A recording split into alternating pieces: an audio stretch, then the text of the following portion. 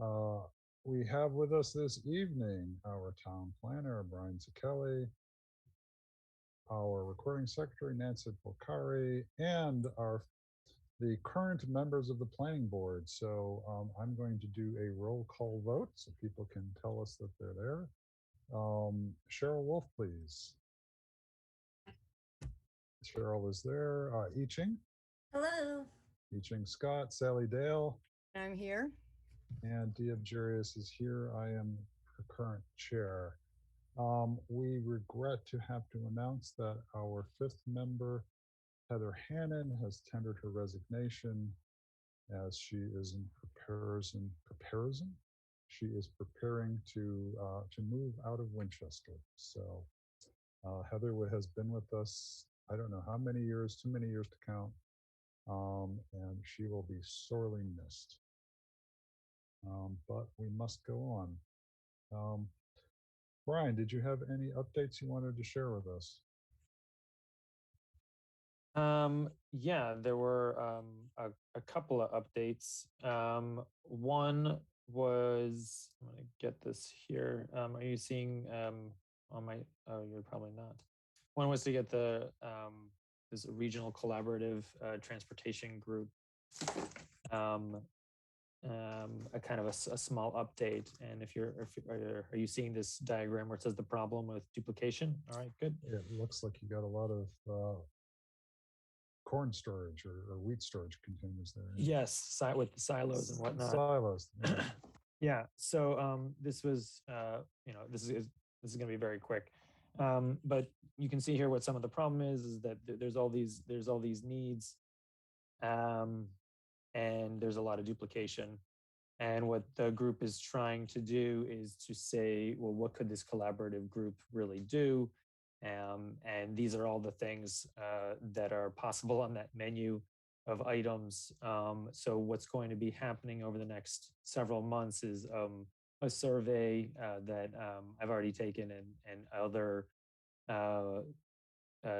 towns involved, to kind of figure out where the needs could potentially be served best, and how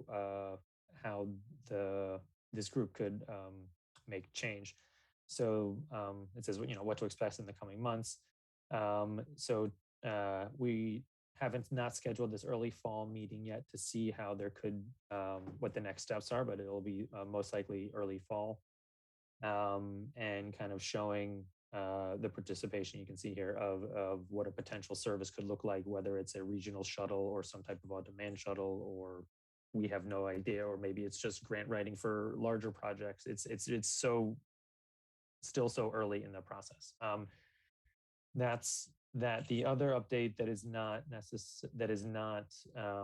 on was not or known at the time of the posting, was the floodplain overlay district bylaw that, and I see that town engineer is here as well, so I'm glad, and chime in at any time. But this is kind of we had talked about this now for 2 town meetings, and we've kind of been putting this off. But the state regulations have been updated, and they want to basically make sure that all local bylaws are referencing the correct language and correct regulations, so that the town doesn't unwittingly approve something that requires some type of state variance. That's like the whole thing in like a sentence, and it's a little bit more than that, but that's the nuts and that's what it is basically making sure. So we need to update our floodplain bylaw, which this is just a recap of what we've been saying for, I think, 2 town meetings now. But we just the floodplain overlay district bylaw is in the zoning bylaw. So we need to, when we have our hearing, which is part of that scheduling conversation of, we have to have a hearing very soon, meaning sometime in the next 5 weeks. This would be one of the items, as well as potentially half story if that gets there. It's unclear about that. However, this is pretty well baked in terms of, we're just kind of updating making sure that they jive out.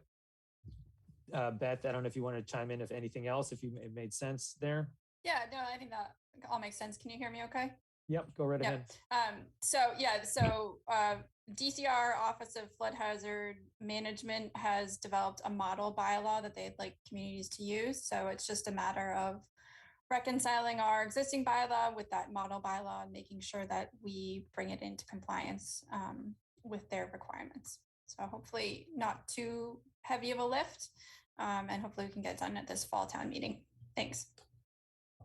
Is this something that do we need to get this to legal soon so that they can do this? Is this a legal issue? Is this a planning board issue? I mean, this will go just like any on any other timeline. However, I don't think this is one of the controversial ones with legal. No, I'm just wondering: who's going to write it? So they have a so that's what Beth was saying, was that there is a model bylaw that they show, and we're basically going to be using that model bylaw to update our existing one.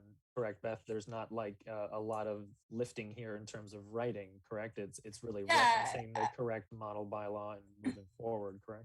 Yeah, so I haven't sat down and compared their model bylaw to our existing bylaw. Certainly that's something we'll want to do to just understand where the big changes are so that we can make sure that we can explain that to folks.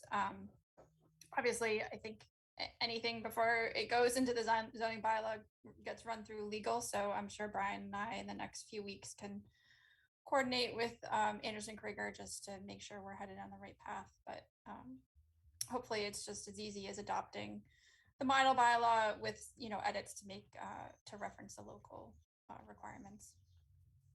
Okay, that's good. I was just wondering who was going to be doing the analysis to make sure that it complies or that they're consistent. And if that's something you and Brian can do, then that's great. That's cool. Definitely we'll be working with legal on that. Okay, cool. But yeah, so I guess in short, also no more surprises, I guess, related to town meeting outside of this, and anything that potentially could be done before town meeting about a half story. But that's we'll all to that later. Right. Yeah. Okay. So thanks for that, Beth. We'll go back to updates. So that's all from me. It was about the model bylaw, about the floodplain that we just talked about, and then that meeting about the regional collaborative for transportation. So I'm going to stop there. So back to you, Deanne.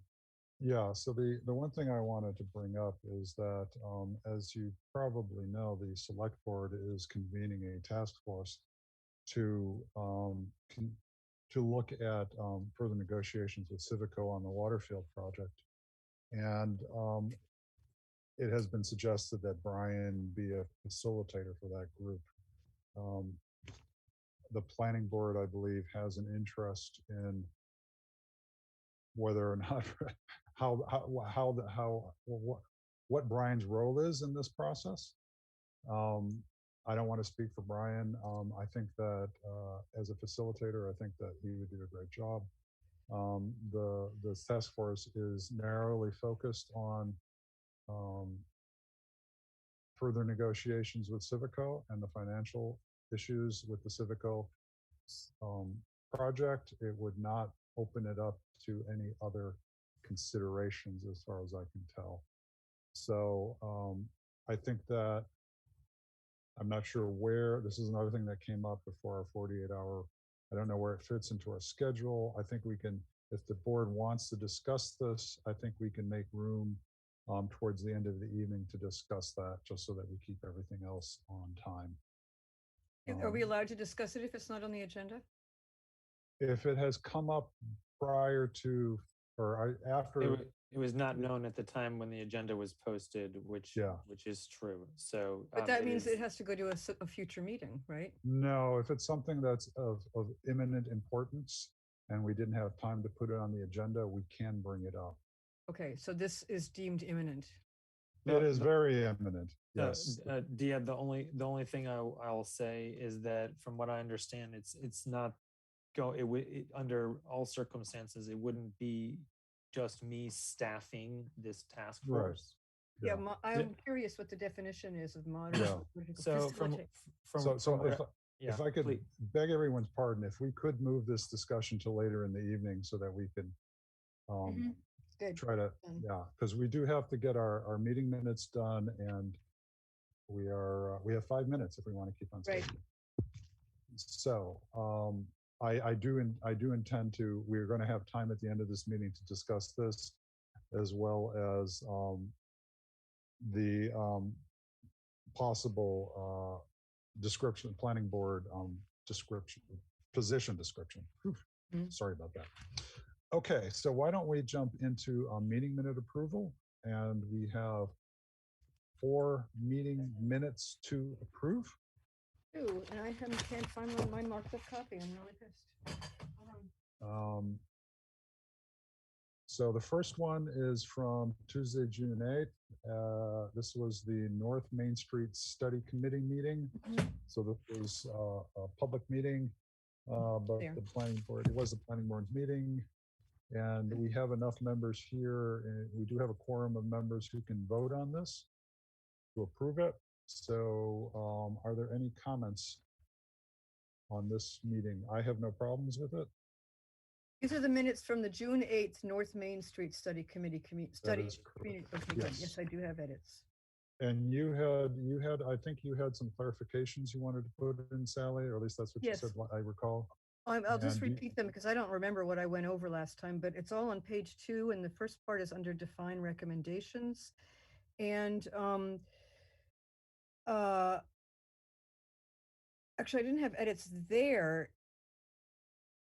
It was a question. Oh, and you know what? I didn't call Josh. I was supposed to do this. Number 11. I'm sorry, I forgot to do this. It requires safety improvements adjacent to property.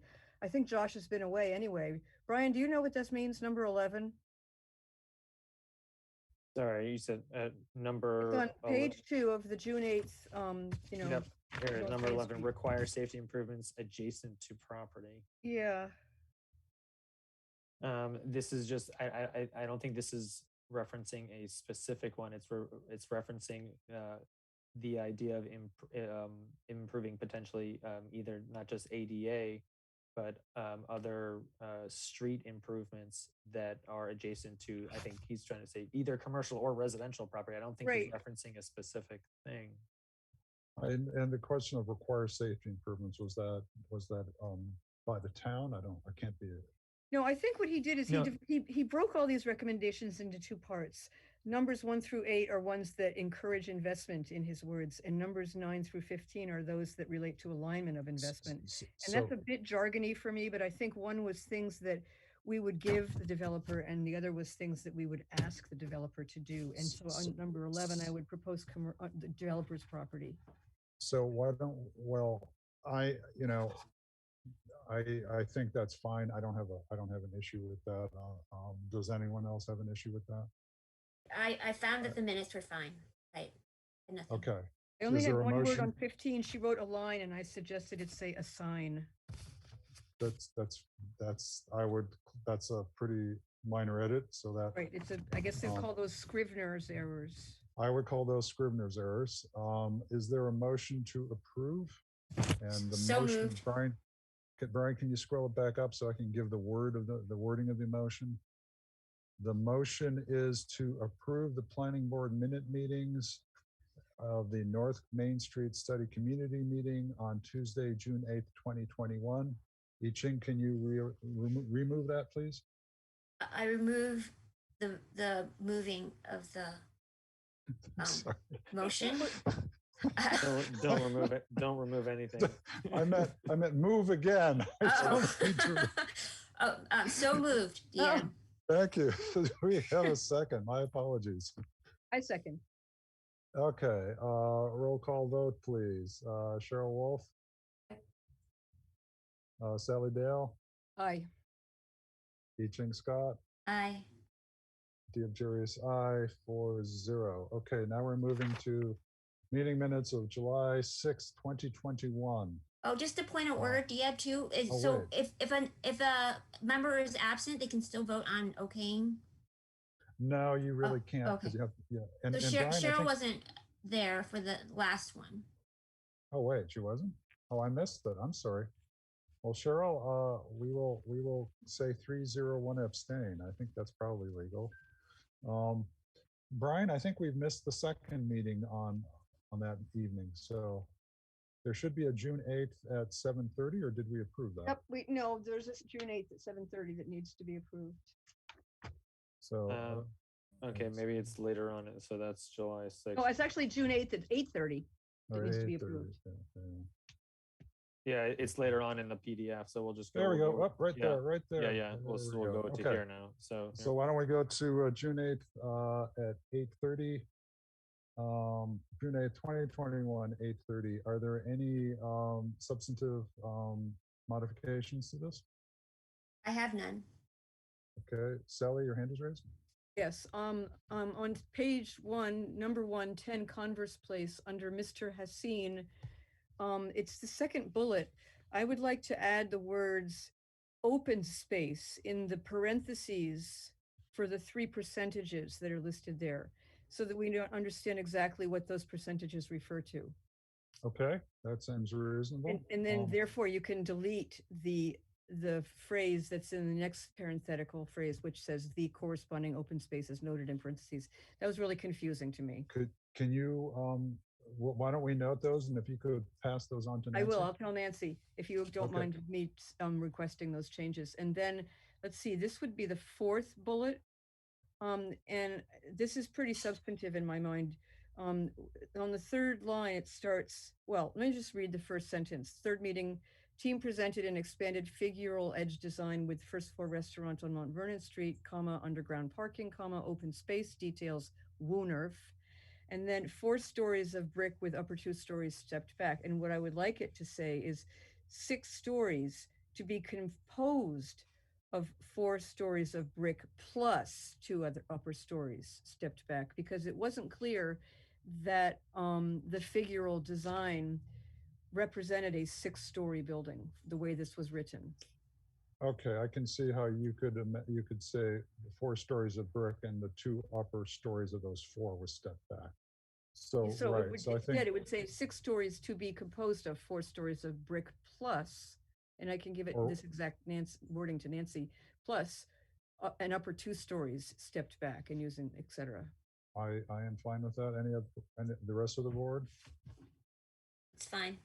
Okay, and then on the next page, on page 2, it's about like just a little bit more than halfway down the page, there's a comment by Mr. Gillespie in response to the units, comma. Mm-hmm. And I want it to be understood that what he means, a minimum of 15% are required to be affordable. And he, because this is quoting what he said, it's not proper to change what he said, but that is what he means. I think I would prefer that we just leave it. Okay, that's totally cool. leave it. Then if the rest of the board wants, can weigh in as well. I can't. I wasn't present. Oh, that's right. Okay. Well, I'm happy to just let it go. Yeah. Okay. I have nothing. I don't think And that so it's. the last one I have is on page 3. And Brian, this is something that you said, but I think what you meant to say, the very last sentence says the property already has 3 garages. And what you meant to say was has 3 garage spaces or garage doors. Correct. It's number of excuse me, it's number of doors. It's 3 Doors. and it already has 3 garage doors. Right, okay. And that was all I had. That was all I had. So Brian, could you scroll to the top so I can remember what the date was, please? So the motion, the motion would read approve the planning board meeting minutes for Tuesday, June 8th, 2021 at 8:30 p.m. as amended. Will someone move that, please? I can move that the planning board minutes of that date and time are. I'll second. Okay, excellent. Roll call vote, please. Cheryl Wolf. Oh, you can't vote. I'm sorry. Cheryl, Sally Dale, I, I Ching Scott, Aye. and Dee Jarius, aye. So we have 301. Our next set is, wait a second. Is it July 6th or was there one in between or am I losing my mind? Don't answer that question. no, I think that July why don't we 6th just- was the yeah. last minute. Okay. For some reason, I thought we had 4. I thought there was a, yeah. So let's go to There this is a one. June 20th. There is a June 22nd as well. Well, why don't, Oh. can we do that in Mhm. order? Just Yeah, because my this brain- is for some reason the PDF that I have, it's all jumbled, but I'll get to it. It's okay. Not this, not this. Yes, reviewing. Oh, here it is, right here. 22nd. So while we're waiting for Brian's screen to respond,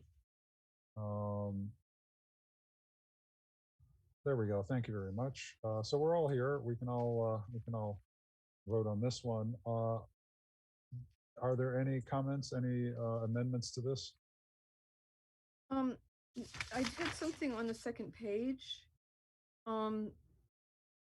That where we talk at the end of number 5, where we're in the section called concluding direction, and under the third little bullet point, it says that the planning board and select board would hold interviews to select and appoint the members.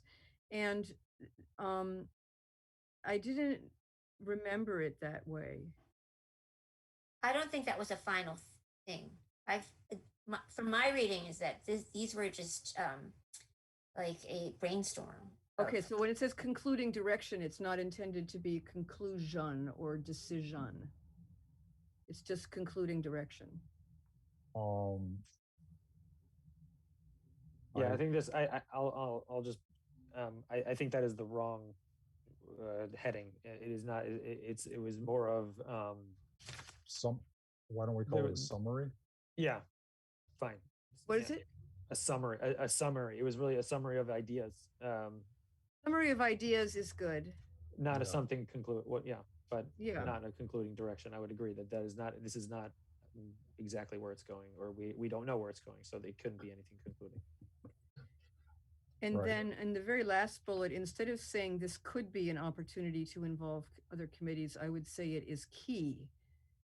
Well, It is a key opportunity to involve other committees, because who develops the criteria for the advertisement of these positions remains a question. This is a key opportunity to involve But other committees. my only question is that's what actually, was that actually said? Oh, I see what you're saying. I don't I remember. mean, I agree that it is a key, but in terms of the meeting minutes, I don't know if we exactly said that. But Right, cool. I Done. would, if that is the, are those your only quick The amendments? only other thing was on page 3, I don't know that it's realistic for us to I don't know that we did say that the lighting bylaw revision would be an item for fall town meeting. I thought we all, you and I in particular, but maybe even the whole board, thought it was better that we think about it as a spring thing. I thought weren't we just simply listing them all at this point, or did we actually? it say That's says what I prior- thought. Okay, this Yeah. is just discussion, okay. Well, it says Yeah, end yeah. conclusions. And I don't think we concluded that the lighting bylaw revision would be a fall town meeting topic. Was this, so discussion is good. I have to admit, I do not recall where we. No, I think at this time we were thinking we were going to do this, and the reality is now is that there's really not all of this possible. But this is what was talked about. It was incorrectly. We just didn't hold any further meetings about the lightning. No, we haven't lighting talked bylaw. about it at all, so I don't want it to be represented as something that we concluded. Well, Well, then why it- don't it we can just strike the word conclusions. Is that okay with the board? Yes. Yep. Yes. I would Okay. agree. Yes, good, thank you. Okay, so with those amendments, so the motion would be to approve the minutes of the planning board meeting on June 22nd, 2021 as amended. Is there, would someone move that, please? move to, Okay, that was Sally Approve. moved. No, Is I there a think it was, second? I think it was Cheryl. I didn't move it. yeah, I did. I moved to Okay, approve. sure. Thank you. And is there a second? Second, this is Yiching. Okay, thank you. My connection's getting distorted, so I apologize. Okay, roll call vote, please. Sally Dale, Aye. Eaching Scott, Aye. Cheryl Wolf, I, and Diab Jarius, aye. That is 4-0-0 for the 22nd. And now our last one is July 6th. And we are a little over, let's see. Okay, we have enough people here to vote this in. It's Eaching, Sally, and myself are capable of voting on this. Any amendments to the meeting minutes? I Not have for me. none. I did not attend. Right. Sally? The only thing I have is, and I was trying to understand, and I looked this up in one of Brian's papers. On the top of page 3, we say that the planning board withheld site plan review, and that just didn't sound like the right word. And it turns out, I think Brian helped me with this. It's supposed to say that the planning board withheld endorsement of the site plan review. That's how it reads in your little instruction chart that you gave us. Or not a chart, a doc. I believe you are right that it's withheld endorsement, but you can also use the word, you can also use this terminology. But Just I say think withhold site plan review. Okay. you can say so- both. Yes, correct. Okay. Oh, no, Right. actually, it's it withheld endorsement of the site plan. Or, because we didn't really withhold site plan review. We reviewed it. We just withheld endorsement of the plan. Okay. So I think we can, I think that's an appropriate edit to make, to reword it to say, move to withhold endorsement of site plan review. Just of the Oh. site plan. Of the we site reviewed plan, it, I'm we sorry, withheld yes. endorsement. And, Yeah. Okay, and Understood. Sally, if you would be Sounded kind enough confusing to to me. pass that on to Nancy. great. Okay, so is there a motion to approve the planning board minutes of July 6th, 2021 as amended? So moved. This is Yiching. Okay, thank you, Eaching. Second? It's got to be you, Sally. Yes, it's got to be me. There was a thing on page 4, the same thing about moving the Oh. lighting bylaw down, but never mind. It's too picky, so I approve. I say aye. Okay, and so you are seconding. Roll call vote. Eaching Scott, please. Aye. Sally Dale. Aye. Diab Jarius, aye. Cheryl Wolf abstains, so we are 3-0-1. Thank you very much. We're all caught up with our meeting minutes. So we are only 15 minutes off. So our original plan was to have legal counsel talk to us about subdivision rules and regs. They will be meeting us at 9:15. Is it an even swap, Brian? Yeah, 30 that minutes? was why we did Yep, he needed to be here okay. after 9, so it's 30 minutes each. So what we're going to do is we're going to move our discussion of the Master Plan Implementation Committee from 9:15 to 7:45. We are now 15 minutes in arrears, as it were. So why don't we jump right into this? I think, Sally, you've made a really concrete, made a very solid progress. I don't know why I have concrete on the brain this evening. Well, Brian, do you have that Sally's document? Well, the progress I made was simply that I typed that up sometime in the very beginning of the spring.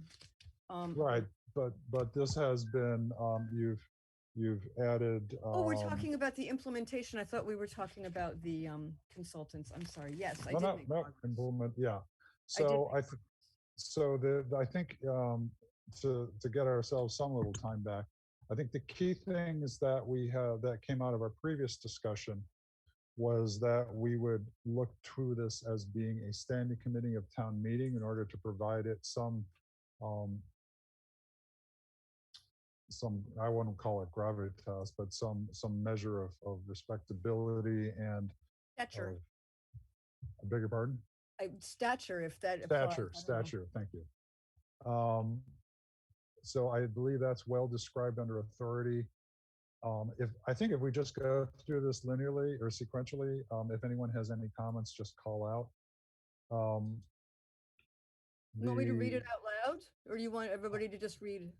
I presume everyone has read it. It's been in the packets. The key question is this, what is, this is, I believe, what we discussed. And I think we all kind of came to that conclusion that having it a standing committee would be the way forward. The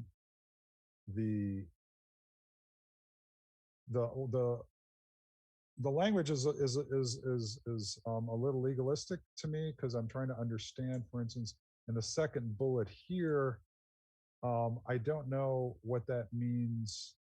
So what it is when the moderator is up there and the question before the town meeting members, if I were to take the second bullet, the second line, if they're debating a warrant article that in any way relates to or advances or support or otherwise affects the implementation of the strategies in our action plan, that the moderator would turn to some person of the master plan implementation committee and ask, do you have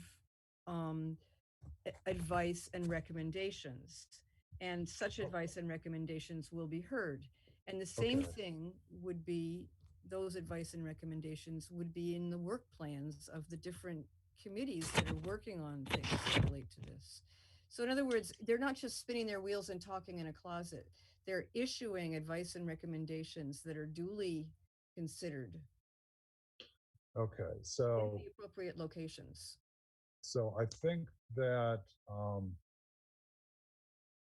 I think that bullet point 2, I think that's completely practical, in that we're simply asking the town moderator to involve the committee in bringing forth advice on town floor.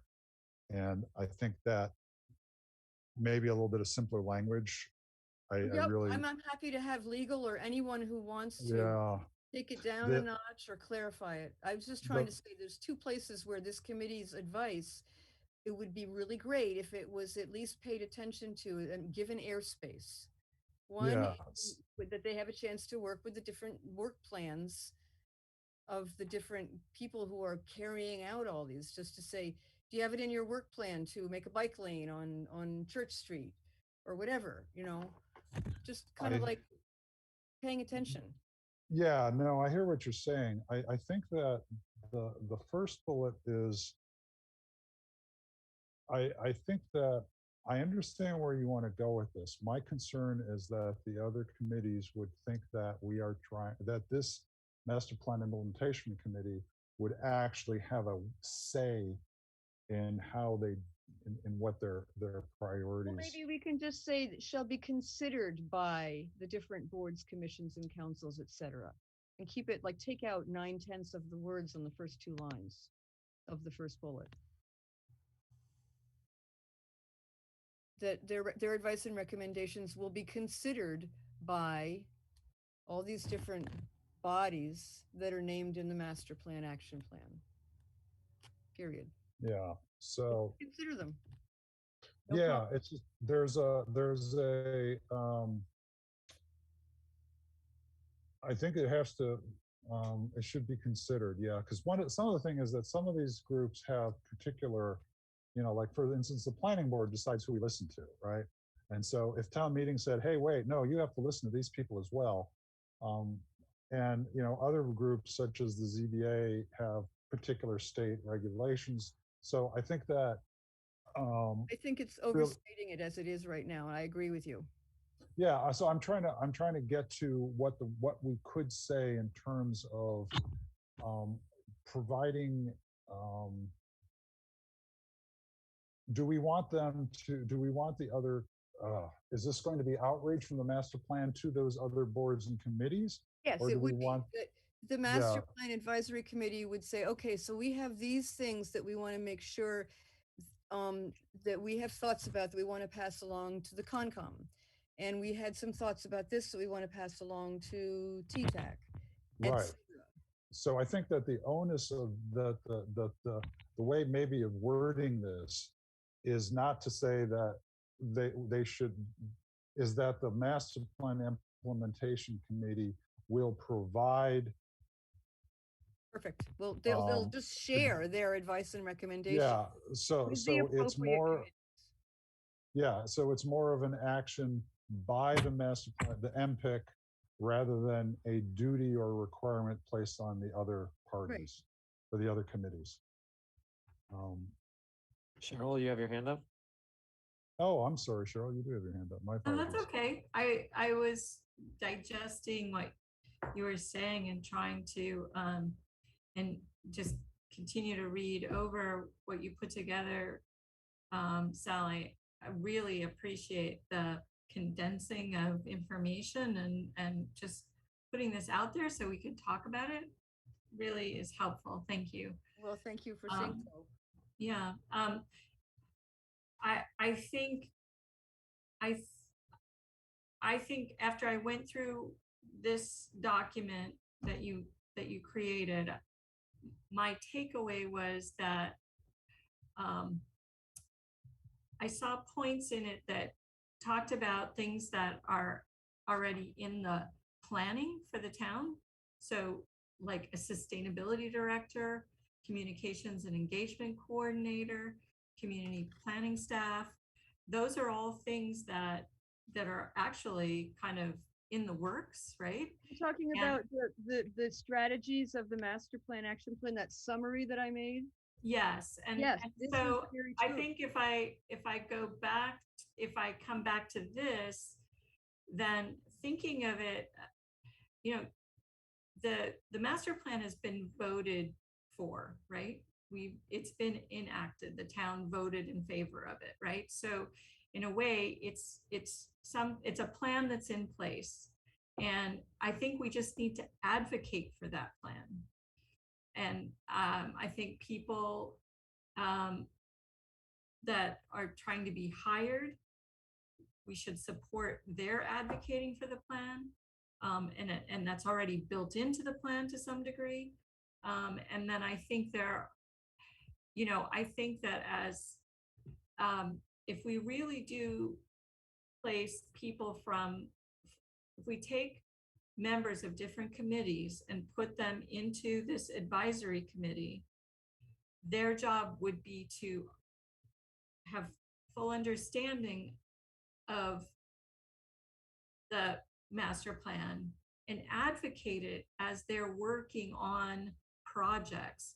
I think if we make this too theoretical or too much of an authority, we're not going to move the ball forward in this sort of way of, it's going to be done at this time, because master plans only last for a certain amount of time and then we have to redo them. At least that's my experience in architecture.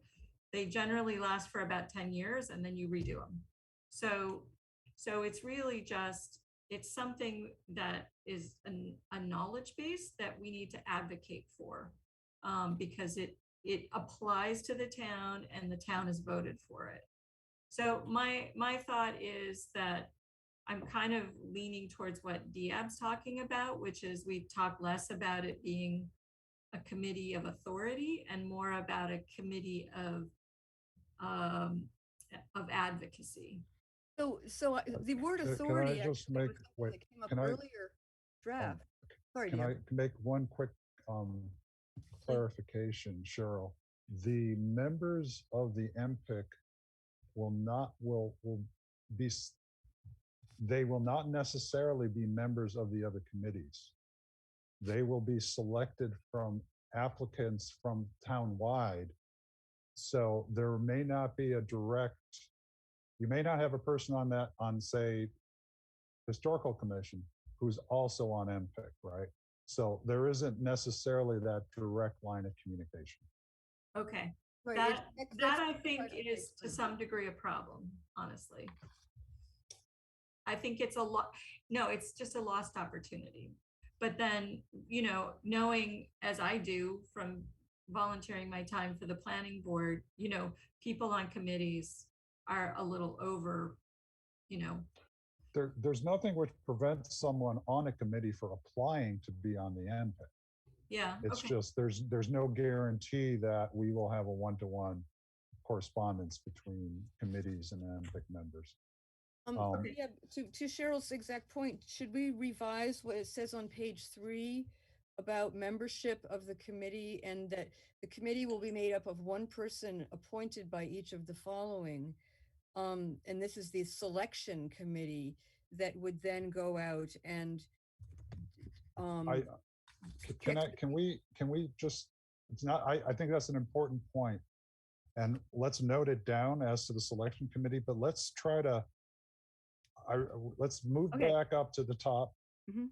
because I think the big thing that's coming up next is the mission statement, which is something we keep moving to the technical aspects of how we form the committee, and we really need to think about the mission statement and how the duties and et cetera flow from that. That was the big thing we came up last time, is the need for some overarching statement about what this committee is doing. I think the opening to that is really, it's dead on. Yeah, I like this a lot. Is coordinative a word? I never. Collaborative, wait, we're coordinative. Yeah, that's Coordinate. We should What- make it a word. coordinated. Yeah. Well, I use Maybe words. coordinated support, but I Coordination. think collaboration and research are probably, could potentially be enough. Advocacy is about support, right? Well, maybe just I don't know. I didn't want to say coordination because Cheryl, like in architecture projects, you know how you coordinate between the civil and the engineering and the architect so that the drawings match. I didn't want them to be in charge of coordinating. I just wanted them to help with anything that anybody would need to work across So, so committee. so this would be, the committee is in charge of the holistic view and helping everyone see their role as part of that big vision. Is that what you're saying by coordinative? Yeah, I think so. I mean, that they're the ones that want to just keep reminding everybody that we're all pulling different oars of the same ship. Like orchestrating or. Well, the orchestrating again is, I know what you're getting at. I'm just, orchestrating to me implies direction, Right. and we're kind of leading. Well, maybe with a we could carrot. say and collaboration and facilitating cross committee communications. It could be, I mean, collaboration is kind of a coordinated effort, but You know what? You're right. It is. So through advocacy, collaboration, and research. I mean, you could put communication in there, but I think, yeah, coordinative, I don't believe is a word. Sorry, I make up words a lot, like planful. People look at me Planful. cross-eyed when I say planful. I think, So- did someone use the word facilitative or facilitator? Is that something that? To would fit in here? facilitate communications between committees is what I had said. Cheryl, what do you think? Too much? I don't think it's just about committees though, right? Yeah. It's a lot of it is communicating to the non-town meeting people and the non-committee right. people. So I think So- if you're ensuring collaboration, then it's collaboration among all, interested parties, which I think by the nature of it being a master plan, So in fact, it should say through advocacy, research, and facilitating collaboration, sure. Yes. I think that the communicating part is a big part of it. I too, like right? communication as well. I think I'd facilitate communication. Collaboration is great because, you got to make sure groups kind of find a common goal and they find a way of coming to some kind of resolution. But I think communication is huge. Yep. Okay, so we're going to limit ourselves to 4 words: advocacy, collaboration, research, communication. Is that what I got out of that? Yes. Okay. And my computer is frozen. Brian, can you tell us when our next agenda item is supposed to pop up, because my computer won't move?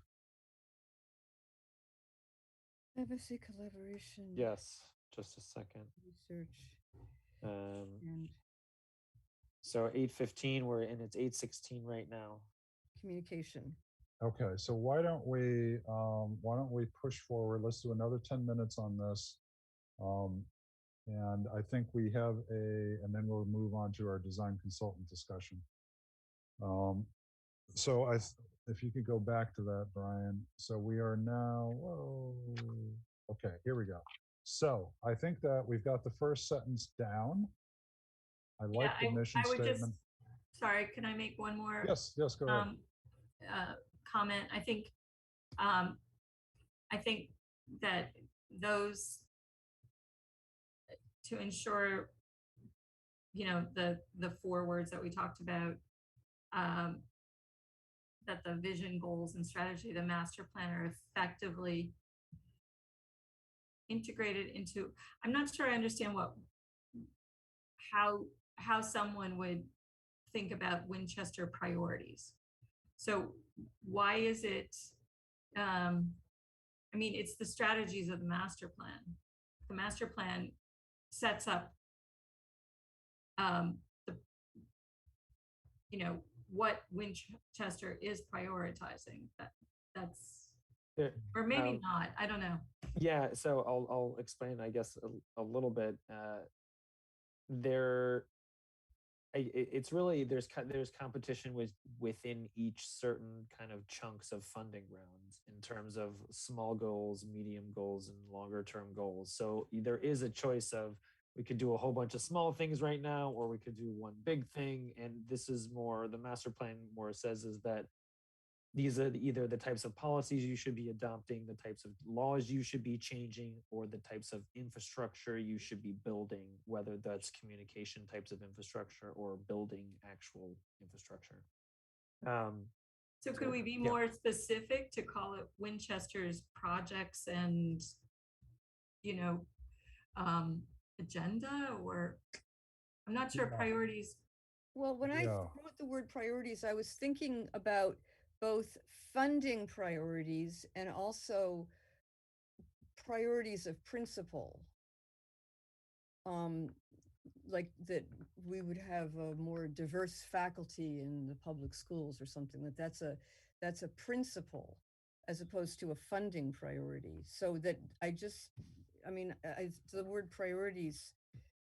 Well, it's too vague. How is the hiring of teachers part of a master plan, though? I'm not sure. Well, I'd have to look. That was just an example. I honestly don't know. But yeah, I think that if we were to add, priorities and words such of like plans, to make it more concrete, is what you're saying, Cheryl? Yeah, so, it's just like Winchester's capital planning and projects or something, just capital and operating budgets. Right. So we put in a number of words which provide specific focus on things that would be, that we consider part. Yeah. Whatever's active for the town. I think that's what you're saying, Brian, right? It's sort of like there's going to be certain things that are that Winchester has on their plate, and this is going to help everyone have a lens for the master plan that helps bring into focus what the master plan envisions. So how about priorities, decisions, and plans? What about capital and operating plans and budgets? I feel like that's too limiting in a mission statement. Yeah, I think Yeah, actually you're right. because then we're leaving out Other. anyone. We'll leave someone out, and they'll say, "Oh, we don't have to do master plan." Lucky us. So Right. Why, priorities, why don't plans, and we just projects? stop? Wait, why don't we just stop after integrated, and just say that Yeah. the vision, goals, and strategies of the master plan are effectively integrated. Yes. Yeah. Well, integrated into what? To each other? Yeah. Integrated by June 30th, 2030. Well, I don't, there to Or be, implemented. I mean, Right. I mean that's the. I mean, this is the implementation committee. So then, if it's I Yeah. think integrated, That's true. effectively how about implemented. implemented? Yeah. well, the 3 bullets are the steps to implementation. What I was trying to say in the first phrase was that the way we get to those 3 bullets is because we make everything that's in the master plan part of what Diab said, priorities, plans, and projects, or as much of what's in the master plan as possible, integrated into Winchester's priorities, plans, and projects in such a way that we hit those 3 buttons right there. But Sally, isn't the idea that, I mean, ultimately the mission here is that the master plan is implemented. So Yeah. I think having the last word in that first sentence of the mission to end that with implementation. I think that's Are effectively implemented, period. And Yeah. that's the entire mission. yay, like it. By So take out by into June way by that, June 30th, 2030. Don't forget, we have a oh, deadline. you want to say that? Yeah, It's already in there. Yeah, So no, when I did would too. we- I would too. It is the goal here. Yeah. That is the goal. Okay. So All right. And the We 4 have- words for advocacy, collaboration, research, and communication? yes, Good. and we have spent about 1,000 words to get rid of 10. Most mission statements go like that. It Yes, takes much longer to write a short email than a long one. I agree, except if it's the one word, okay. Okay, so Brian, I think we were, my screen just does not want to cooperate with me today, and I forgot to write down, so we are, I think So we have to- right now we're supposed to be doing design consultants and all of that between 8:15 and 8:45. We had given it 30 minutes, so we're already 8 minutes in. We could go Yeah. over to that, and we could give it a good 20. I would think that, why don't we do that? I think that my reasoning is that since we are looking at this as being a town meeting thing, if we want to do this, then we do actually have to draw up a article for town meeting. So On the MPIC? if we want it to be a standing committee of town meeting, then town meeting has to vote on it. So is that something that we ask council to do, to take this and make it into an article? I don't know how you do that legally. We can I- write it up, or yeah. Also, I don't know if that's necessary. Do you Really? do it, Brian? No, meaning that I don't think we would have to go to town meeting to create this body. Oh, That would Well, be best. Well, one of the points was we wanted it to be a standing committee of town meeting.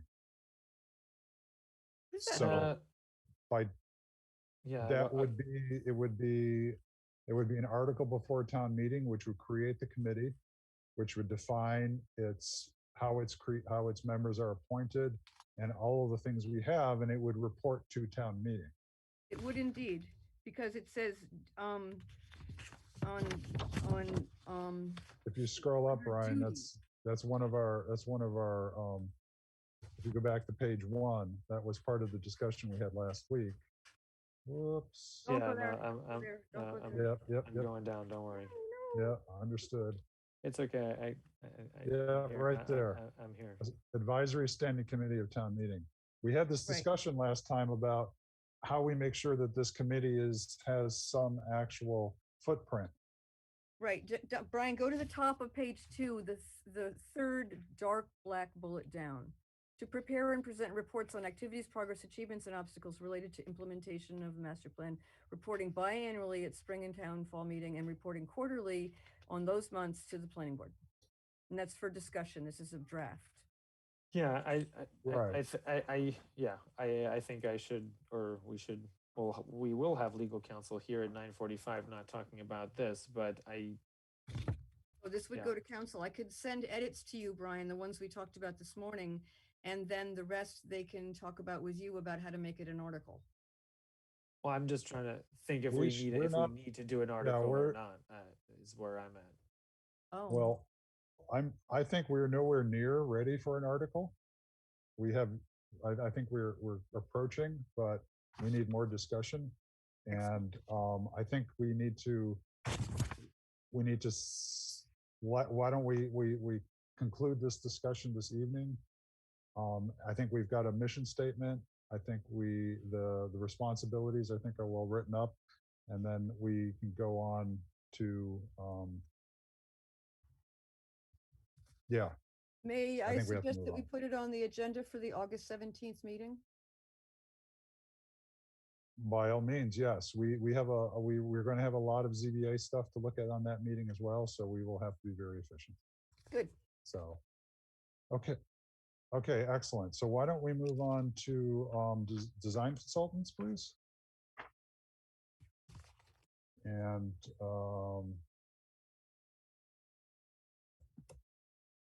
somehow, yeah.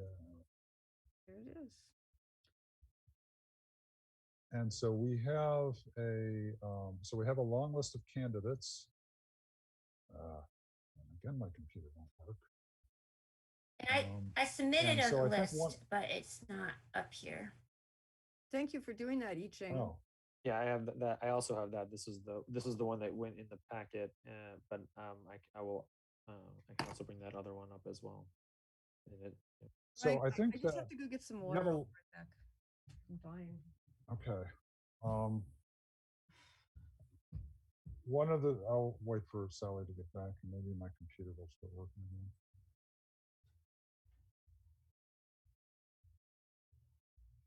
No, I really didn't want to. I mean, if we don't have some elevator music here, it could get awkward. Let's just all hum. Oh, wait. You can just hear me yell at my screen here. Oh, there we go, finally. It would not get out of full screen. It would just not, now it's not, oh well. Okay, so Sally's back, excellent. So one of the things I think would be useful to start this discussion is to come up with what are the different, what's the expertise that we're looking for? What are the, we have, yeah, so what are the problems that we're going to face and what are the expertise that we need and how do we divvy these people up in terms of the expertise they would have? So people who have worked with design consultants more than I can lead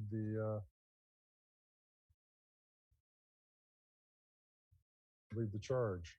Well, I think on a big picture wise, I'd say if we needed somebody to look at a particular design, it would be then an architect or somebody who could do that. If we needed somebody to look at more of a master plan of a bigger development, perhaps an urban designer. And then if we needed somebody to help us perhaps look at the big picture, right, of maybe zoning questions. There are those who do that as well. So an urban designer versus an urban planner. So the urban planner would be the big picture, zoning, picture. Policy. Okay. And whereas the urban designer would be, talking about streetscape and how to activate things, more design based. That's a really useful way of looking at it. Do we want to introduce things? Do we care about traffic design or transportation? Is that something that we would be interested in, or is that something I think that urban designers would know how to evaluate that or to talk about it or to, siphon it out to somebody. And how about, where would we put things like historical redevelopment. Would that Historical be under? preservation consultant. Okay, so that would be under architect, presumably. That would be like a single project. Well, no, so what it is that if you're looking for expertise, it's depending on the project, you're looking for, as I Ching said, people who have architectural expertise, people who have urban design expertise, people who are trained as urban planners, people who have expertise in training as historical preservationists. Perhaps landscape design. Architect, I would definitely include landscape architect because, you know, a lot of urban design falls under landscape architecture. Some of it doesn't, and stuff in landscape architecture also doesn't have to do with urban design. So they're allied disciplines. Diev, can I, I'll just kind of butt in here for a minute. Please. So to frame this a little bit cleaner, we typically have in our budget $10,000 that we use for an on-call design professional. So we have a contract with an on-call professional. The contract is $10,000. We typically use all of it or near all of it. In some years, we have to switch some money around within our budget to put a little bit more in there. But the 10,000 is in. So what the idea is to use for this money. So this is not 53G.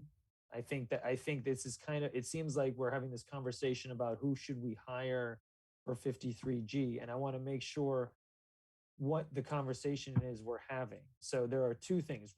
One is kind of a list of consultants that you know, that where we would tailor each project, where we have there's something in the center business district, and no, we're not getting ahead of any of that. We are simply using you know, outside consultants. What I think we're trying to talk about, Diab, tell me if I'm wrong, you know, that's one conversation. The other conversation is having this standing on-call design professional that we can use to get ahead of projects before we can start essentially billing applicants for that work. So for the past 3 years, Carlone and Associates have been our design professional on call. We've had $10,000 contracts with him each year, and sometimes other special projects for other projects reeling with the select board and the town in general. Anyway, the point is I don't know if anyone knows what we're talking about. So I want to make sure that, are we talking about, that came out bad. I want to make sure, are we talking about a list of design consultants that we will be able to pick from and choose from, where we're not essentially hiring them? And then are we talking about a on-call design professional where we have a contract with them for 10K for the year? I think that, Brian, you made the mistake of opening up the door to 53G. If we were in a court of law, I would be able to use your testimony against you. So I think that this is actually an interesting, perhaps a similar sort of approach towards looking at prospective 53G consultants. But yeah, I think we are looking for definitely what Brian was saying, getting ahead of the game on things. But So we go. I'm sorry. Yeah, so I still think that this is there are three, I mean, what I read in what you were doing, I Ching, works with this, but what I saw in it was two different ways of looking at it. One was in terms of the size of the project and the size of the scope, which would be single, larger, very large in terms of policy, and also the particular skills that were appropriate for those scopes. So for instance, if we are looking for historical preservation consultants, it's, unless we're going to do a large district, which is difficult to do, that would be on a smaller scope for a project basis. So when we have done, Brian, maybe you can give an example of what Dennis has done for us in the past. We know what he's worked on Phelps Hardware. He did work with us on Abbey Road. Yeah, so when we were trying to figure out what to do with some town-owned land, he drew up several different possibilities for not just Abbey Road, but he was mainly hired to originally help us with the design guidelines for the center business district. So is intimately involved in the center business district and its and how it functions. So I'd be interested to hear from you, Diab and Brian, too. Like, why? So with Dennis, has it been too long a relationship, and so we're looking for somebody new, or is it that we just need to sort of change it up every once in a while? And I'd like to understand how he was hired and what the relationship you guys have felt about it, how it has served, or maybe something that you might want to look for in a different consultant. Well, so I believe Dennis came on, Brian, back in the early days when they're doing charrettes for the CBD. Is that correct? Yeah, him and his firm LDA at the time responded to an RFP related to the Waterfield lot, actually. Yeah. So then he went on to do a lot of the design work for the CBD, as Brian pointed out, and he has helped us with, he was our consultant for 10 Converse, for the, I forget the name of the building, that's the one that's torn down next to Town Pantry. Yeah, the old Mahoney property there. 972 Main Street. 972 Main Street. He helped us. So 654 I have nothing. Main. Yeah, 654 right, Main. I have nothing but good things to say about Dennis. I would like to have more than one opinion that we can turn to. I think Dennis is. I really like what Dennis has done, but I would like to to have someone else who could perhaps come in, and maybe there's a maybe just for a change, not a change, but a different opinion or a different approach. Now, when you say access to two different people, are you talking about potentially two $5,000 contracts, or like we actually need to get down to like the gritty of what are we doing with this money, because we need to hire someone for this fiscal year, which luckily now we're only 1 month in, but the idea of getting ahead of projects is that we need to have them on board in order for them to get on the projects. So we should Understood. be looking at the projects that are coming up between now and March, or now and June, and the kinds of projects that are going to come before us, with the rubber hitting the road here. And based on that, make a decision as quickly as possible about who we want to have at hand to help us with those projects. So to be fair, you're aware of all of them. So right. But if we focus on the list, clearly it's a list of like 10 things or whatever it is, that will be very clearly reveal to us what we need. Well, why don't we, if you can start another section on your screen there, Brian, and let's just say upcoming projects. And I think the big one is going to be North Main Street.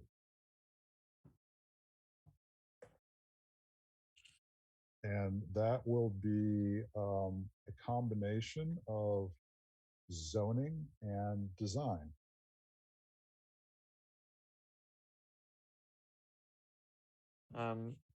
Rocky Acres, for example, has just that it's possible that we will, who knows exactly how they'll respond, but that they might try to come for a subdivision application. I'm sorry, can you explain what that project is? It's the first I've heard. They were in front of you the 2 meetings ago when I wasn't there. Oh, you mean Rocky Ledge? Rocky Ledge, or is it Rock? Sorry, Rocky Ledge. The land behind Mahoney's. The land behind Mahoney's. Sorry, the dead end street that they were trying to extend. Obviously, things in the center business district, such as 10 Converse and potentially Waterfield. I don't know how or when or anything timeline about a potential permitting. It probably wouldn't be this fiscal year, but it's about building those types of relationships. And then, so why don't you put that down there, Brian? And Swanton. Washington Swanton. That's right. Washington Holton Swanton Street. I don't know if Holton Street will be this fiscal year or not. Well, we have money in our budget this fiscal year for Holton Street.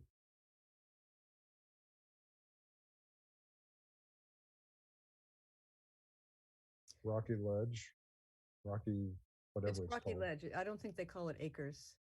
Whatever. Reminds me of Green Acres. Well, it's not. Well, it is very green. There's a lot of poison ivy up there. So, well, so Brian, River Street and Cambridge Street, are those things that will come before us in any way? They feel down the No, road. they're happily applying for their building permit in the coming weeks. We're coordinating, or engineering and DPW really are coordinating the current demo work, and it's last time it was moving forward, and it's still going through all the hoops necessary and chugging along. but we've pretty much. I mean, Dennis actually worked on the River Street one. He did. He was the outside. He was the 53G consultant He was for the River 53G Street, consultant. So I think, and also for Cambridge Street. Okay, I don't know that we would have any further interaction with them. That's a ZBA matter, correct? I think we're pretty much, Correct, and it's being built. There's no more. yeah. So there's not much there that we would have. It seems I to think me that we have other projects that are not quite so monumental, that are the numerous small historic properties that come before us. That, like the one that is at the corner of Main and Swanton, the Chinese restaurant. It's the Italianate historic building. Yeah, Main and Canal. That's where we need historic preservation, or well, there is a so I guess the question is, what do we do for individual properties where we don't have a lot of control over what goes on, right? Unless they come before us with a special permit, I think that our biggest bang for the buck would be sort of the larger picture things. And if, for instance, the Sakura property comes up and they need a special permit, at that point, then we could request the ZBA, ask them for a 53G, right? But I don't know that the planning board would have, I don't know how much interest we'd have. I mean, I don't know what we would do with a consultant for that single property. Right. I see what you're saying, and that's very helpful. So Cheryl, Diab, I guess you can't tell when. So one, Cheryl's hand is raised. I'm sorry, my screen is just not working. But also a point to everybody, and it's odd, but the administrator for all of the town of Winchester accounts for Zoom have disabled chat. So this is a new thing. So no one's allowed to chat. If you can't find it, you're not the only one. I think it's a new policy. Wow. It's unclear. I don't particularly like it, but I guess it's the idea is that people were having conversations that were outside of the public because some people couldn't see the chat. So there was like this equity issue about what was going on. So I think anyway, there is no chat. Cheryl, the floor is yours. Yeah, I think Diab was kind of starting to get at this, which is, what are our priorities? I mean, we keep talking about getting to that in our agenda each week, or each time we get together. And I think when I think of things that are in front of the Historical Commission and is really their efforts, I think of Sakura. I don't think of the planning board, honestly. I could be wrong, but I think things that have to do with the master plan, like Converse Street, North Main Street, Washington Swanton, things that are like of the center of town that have an impact both social and economic. I think those are things that I would hope we put more of our effort towards, and having someone with expertise and creativity to speak in the public realm for the planning board is, I mean, I think that's one of the things that Dennis was quite good at because of his work in Cambridge. But I also just want to make a note.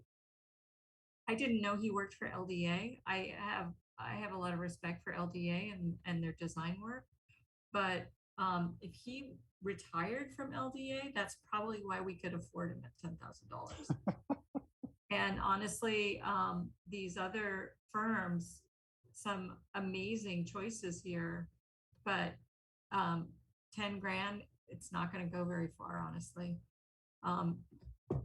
But maybe they would consider this part of their work culture of giving back. So it could work out just fine. So I think we should shoot for a group that's creative, urban design and planning, because we're the planning board. And I think we should shoot for someone who has some tested public interaction. The first thing that comes to mind for me is UTL doing master planning for the city of Cambridge.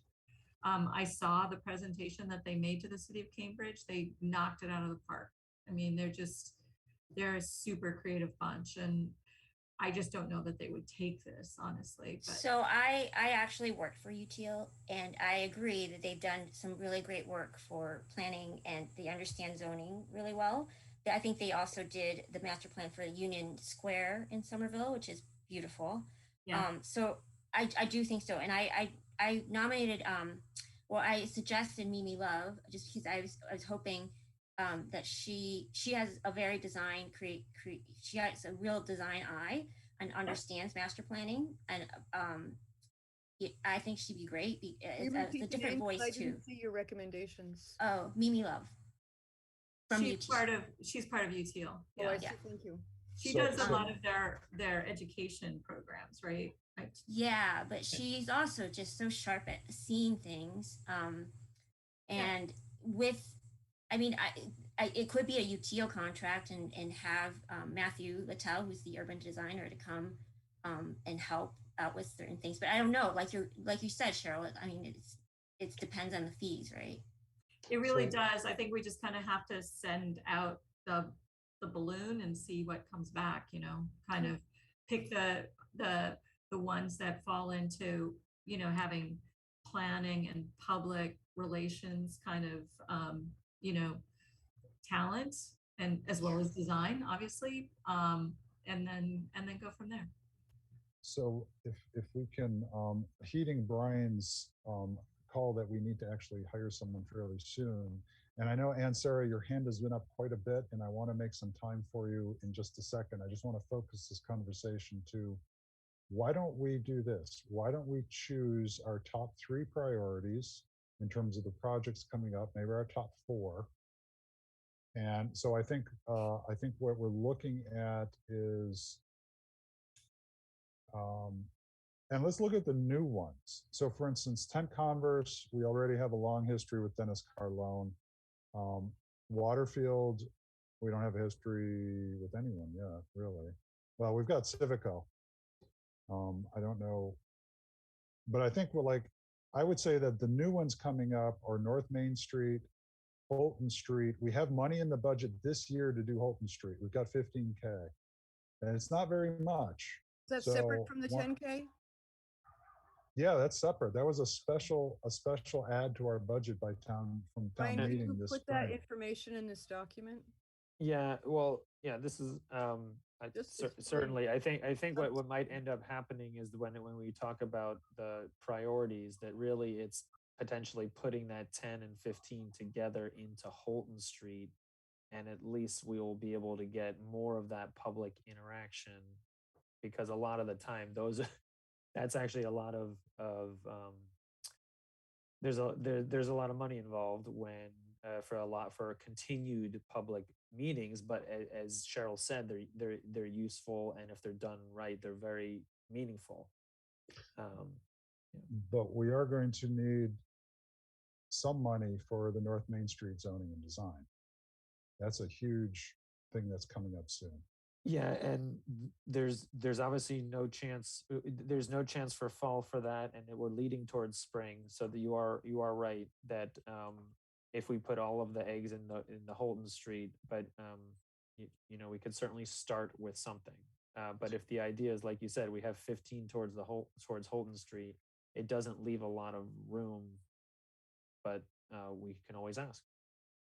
Yeah, I mean, I think maybe what we need, what the thing I was kind of trying to get at is what is the expertise we need for our top three priorities?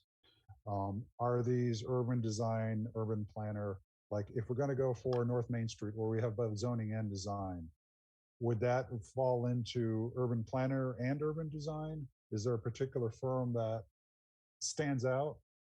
Sally, I think your hand's up. Again, Yes, it is. I want to go back to what Cheryl said just a minute ago because she put it really well. She said that Washington, Swanton, Converse, Maine, and the Central Business District, and I would add to that North Main Street, are the projects that we need to hire somebody with expertise and creativity who can speak about the public realm for those projects. And that $10,000 can be spent on someone on call who can advise us in as frugal a way as possible about that list of projects that Cheryl suggested. And I loved her wording, expertise and creativity to speak about the public realm. Yay, Cheryl. I don't know that 10 grand will get us 4 projects though. Well, it might get us, that's what I'm saying, Brian, about frugal advice. I don't know if maybe frugal advice is no good advice at all. I don't know. Brian, I defer to you on how to make it work. So I mean, there's a couple of things going on because it kind of matters how and why this person or people are brought in. So sometimes we could kind of get them involved pre-permitting, so the town is picking up the tab for $2 or $3 or $4,000 before it gets into permitting, and then we use 53G. So that has been used in the past as well. So where we haven't, where it is a kind of just getting something off the ground a little bit early to try to help something through. So that is how it could work, is that, like I said, we put in, like you said, a few hours just to, to try to get to something that makes sense for whatever project it's talking about. Then once they get into permitting, we would use 53G to not this money. We would use the developer's money to pay the consultant. To move it forward. Good. Okay, so we're looking for a sort of a general consultant for the CBD who would sort of be that we would give them, we would have enough money to get them going, and then they would be picked up by 53G later. I don't know why you said CBD. It's for all these big move projects that are in front of us, and well, I just the reason I say CBD. I listed it because somebody said it. Yeah, because I see North Main Street as being a totally separate project. Yes, I see that it's a big thing. It's where we say we're going to start working on this year or whatever, but we're going to need a chunk of dough.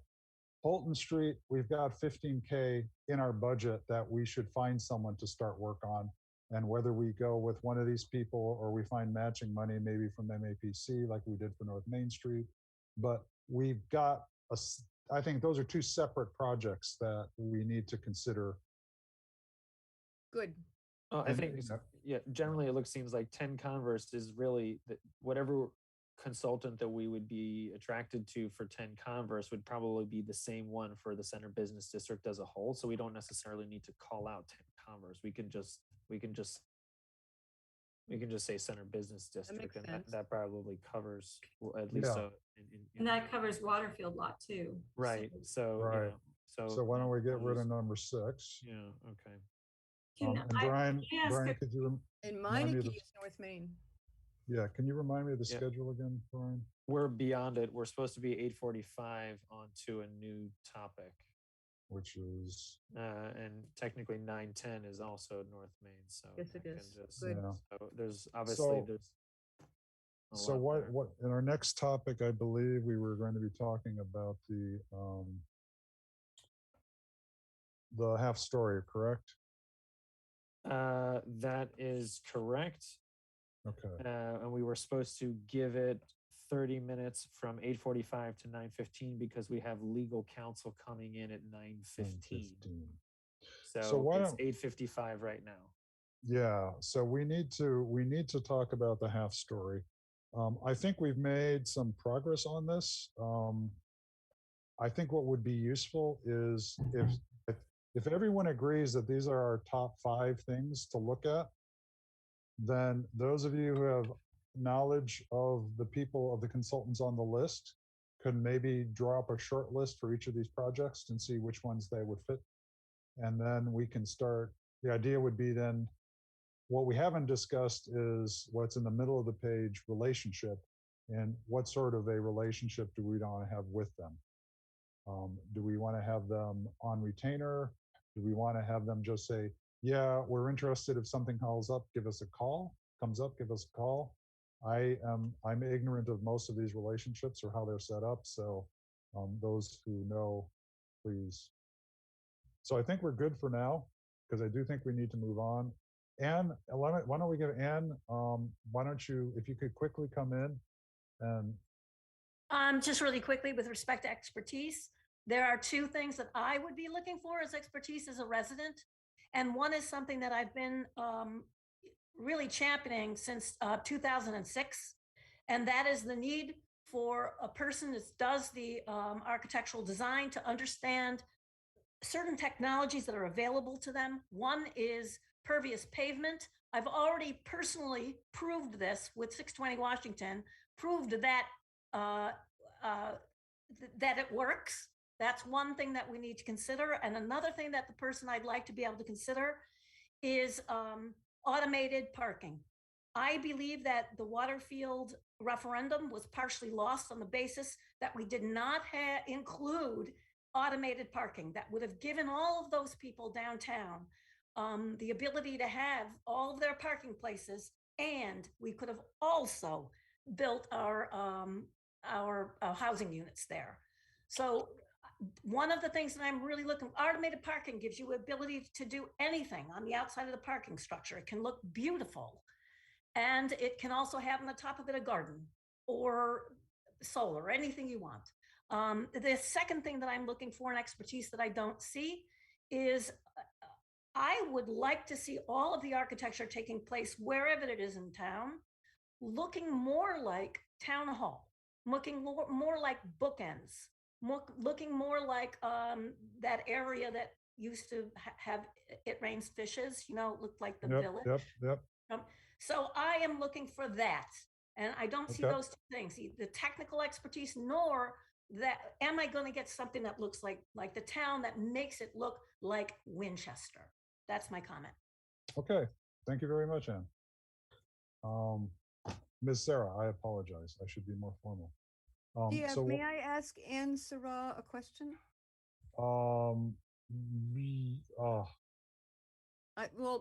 I just didn't understand what she was saying about pervious pavement and automated parking. What she's asking is that we consider making sure that our consultants have expertise in advising on those topics. I think the idea of having understanding the upcoming technology. Okay, good. Okay, is that sufficient, Anne?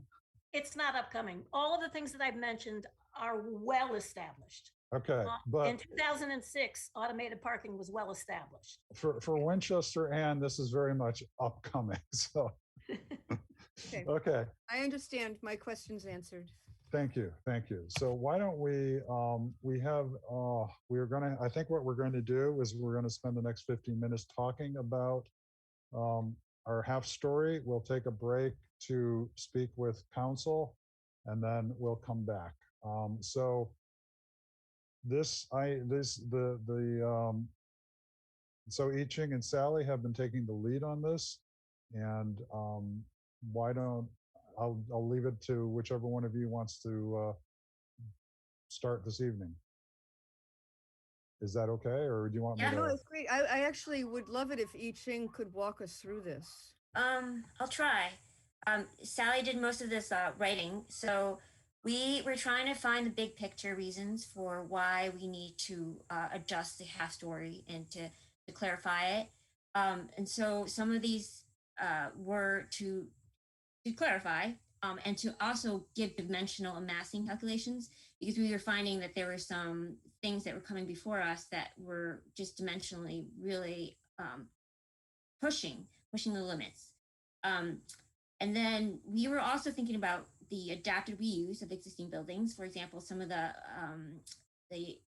use of the, I think that some of these like old buildings made in the 19th century are one of the easiest ways to convert it into more modern sort of residential sort of use would be to use the roof, right? To use the half story and to convert it into habitable space. And we were also concerned about how people are building these half stories and if it has harmony with the surrounding built environment. To encourage adaptive reuse, again, we were very excited about that, but also, kind of looking way ahead, if we are starting to talk about density and ADUs and maybe multi-family housing, how would we use this half story idea to encourage to encourage building out of that top? I'm actually looking at my screen. Okay, so the existing bylaws, story and half story. So the story is anything from floor to floor, and then the not more than one half talks about the basement. So what Winchester defines as a basement is not a floor if it's one half underground. And then anything under sloping roof and not intended for human occupancy is also not considered a story, yes. And then a half story is that anything under sloping roof with the intersection of the bottom rafters and interior face of the wall are less than 3 feet. So that was kind of the very technical thing that we were trying to grapple with and what that meant. So Sally, do you want to talk about the new language or? So the portion of the building contained, so we were trying to define a story, and I think you used the first part, and then we wanted to look at also maybe limiting what a story was. So if it shall not exceed 14 feet, and we were floor to floor, we were sort of just shooting in the dark about it because we were looking at some of the other towns and what they were defining as a max. And 14 feet seemed to be a pretty fair max. It's a pretty high floor to floor. And then we saw, I think, a case that came in before us where the second story was higher and taller than the first story. And so, we're wondering whether or not to actually explicitly talk about that and just say, no, that shouldn't happen. So that's the part 2 of that. And then we were trying to give some dimensional, like solid understanding of what a half story might be defined as. So it included the first part, which is the not more than 3 feet of that knee wall. And then the second part was that the measurement would be from floor to the exterior roof line. It should not be greater than the floor below it. That was sort of just a reactionary thing about the thing that we saw come before us, that garage that was really tall, second floor. But these are all, this is all just a first shot. And then looking at some of the other towns and what they had done about the half story, it was a calculation of headroom height. And so some were 5 feet, which would be more restrictive. 7 feet, we thought would be a pretty common way of measuring that. And you give a percentage of no more than 55% calculation of the square footage would have height of 7 feet or more. And then maybe give a more lenience for multifamily residences so that the roof, the half story could be greater in that instance. And if you go down, Brian, I was trying to sort of graphically talk about this. Are you able to move down? Or, oh, you know what? I'm looking at my screen. Oh, no, there we are. Okay, so the top section is a 2.5 story. And the first is 14, second is not more equal or less than the one below it. The third equal or less than the floor below that. The knee wall is 3 feet, headroom height 7 feet. And so if you look at the plan below that, the calculation would be that little shape with the, oh my gosh, I always, what is that thing called? Plan. The dormer. Dormer, thank you. Yeah. Thank you, the dormer there. And so that would be a gable roof plans, right? So just to pitch, and then the hip roof plan then would be calculated thus, if you were to look at that same section, say. So these are just examples of how that calculation would be made. And 55% we thought, so if you look at the gable roof plan, it's more than 55%, obviously. So that would not be considered half story in that example. And also, if you go look at the section, Brian, if we had a 14, 14, 14 max, it's what, 42, that building, which was really tall. So is there maybe, a maximum height overall? And that is the calculation. I think it's in our bylaws already. It's 40. Brian. Yeah, in all the residential zones. In all the residential zones, it's 40. Yeah. Right. And then for, say, an accessory building, like a garage, would there be a limit? For example, in Medford, the height of a garage maximum is 15 feet. So those are our questions, and maybe some stabs at trying to define this. So I just want to note that we have about 7 minutes until legal comes in. I have some questions that hopefully won't take that much, but if Cheryl, you wanna chime in first? This is amazing amount of work that you guys did. It really, but I have to admit, I flipped through it. I haven't had time to really look deeply into it. My only comments were really just starting off at the beginning and wondering if half story really applies to existing houses. I'm wondering if this is more a new construction consideration.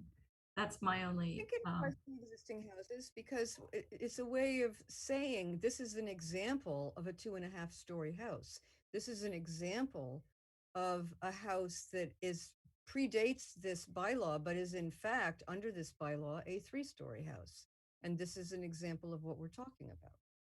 Yeah, The only reason I raised that is because there's building code that actually regulates living space, ceiling heights, and floor area underneath in the eaves of a roof. So that's what jumped right out at me at the beginning. I think that's why we avoided the word habitable. We were simply saying, if it has this characteristic, does it count as a story or a half story, regardless of whether it's habitable or not? And we avoided the use of habitable for that reason, because of the code. Yeah, like I said, I haven't given it proper, I haven't really given it enough time to be thoughtful in my comments. So let me try to answer one of your points, Cheryl, is that even with existing homes, if someone came in and wanted to revise the roof by putting in a dormer or several dormers, then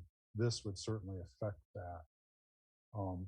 There is, I think, however, speaking of a person who has an attic which was rehabbed and whose attic is actually much taller than the 2 floors below it, I think the definition of the height of the half story, I don't know how that works with some of the older homes, because my ceiling heights are 8.5 feet, but my attic height is at least 12. I would think that would just be, to the ridge, a existing non-conforming condition, and you would, you know, Right. you wouldn't regulate that. But this, then you would have, but if I were to come in and try to put in some sort of space, all of a sudden it wouldn't count as a half story anymore. It would count as, I don't know what it would be. It would be a pre-existing non-conforming. It would be a 357. Well, I just, these are 355 the things, pre-existing non-conforming. yeah, so those are the questions certainly that will come up at town meeting is, Yeah. hey, wait a sec.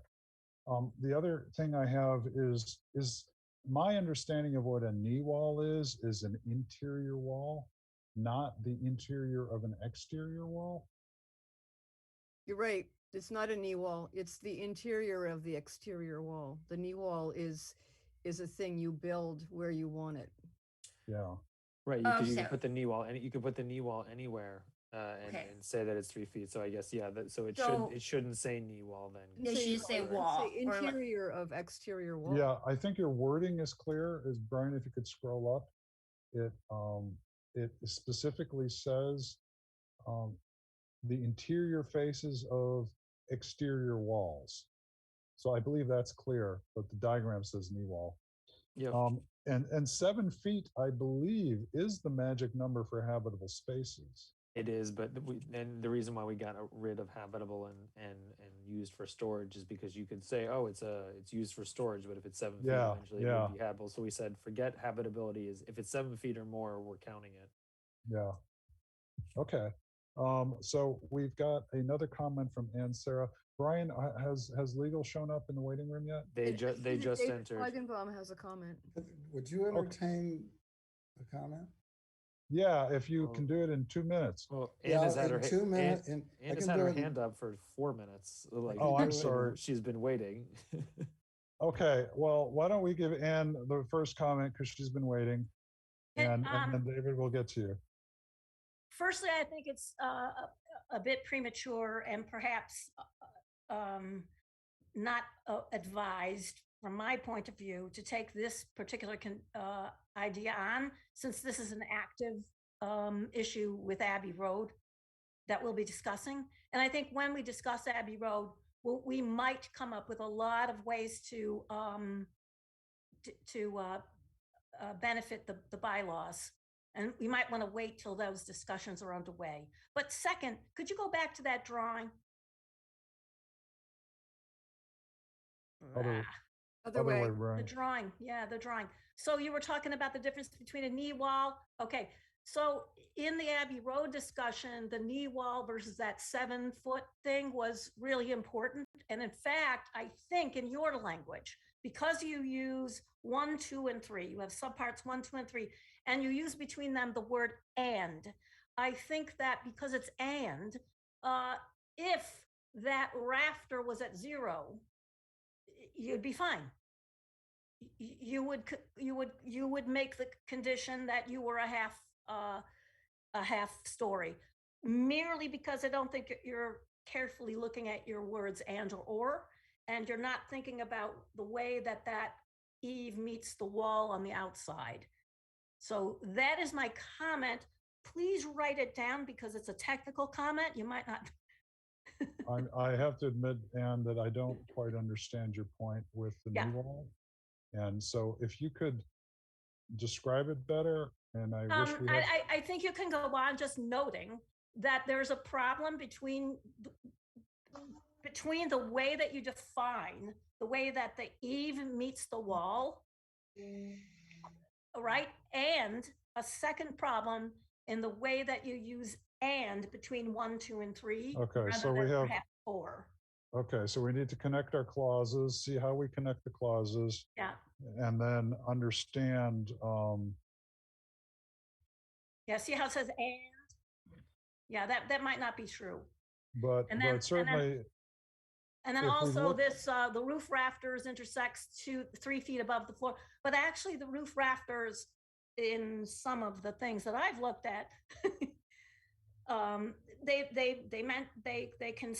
can meet it right at the floor, but it's still a problem.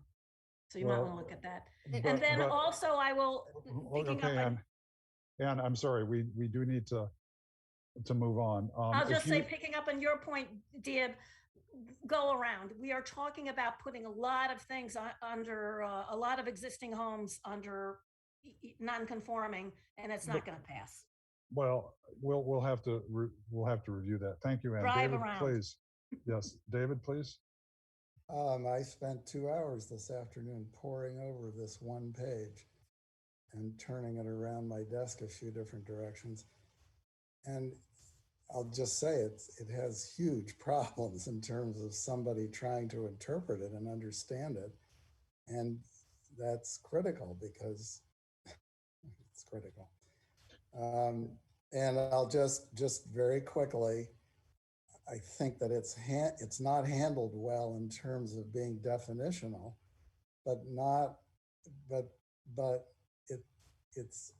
the prescriptional stuff is wedged into the definitions, and that doesn't make sense to me. The second big point is I don't think it's clear why this is being done. What is the purpose of what's being done here? And I think it's critical to anybody who's going to interpret it to understand what are you trying to achieve here. And the third thing is that just their detailed reasons and wording problems through it. So I think it's very far from being ready for prime time, and I'm done. Well, can I ask you whether you think this is worse than the existing language? I can't answer because I don't know what you're trying to achieve. It isn't clear. A. So And B, yes, I think it's worse than the original language in specific detailed terms, some of which I mentioned. Okay, I mean, I think unfortunately, I don't think you have the time to get into the details that you've mentioned, because I'm unclear as to some of the things you're saying. But I think we'll take that in advisement, and maybe it would be appropriate for Sally Neaching to reach out to you and maybe get your opinion on what you think is unclear. That's fine. I would like to do the same, both with I Ching, with David Feigenbaum, and with Ann Sarah.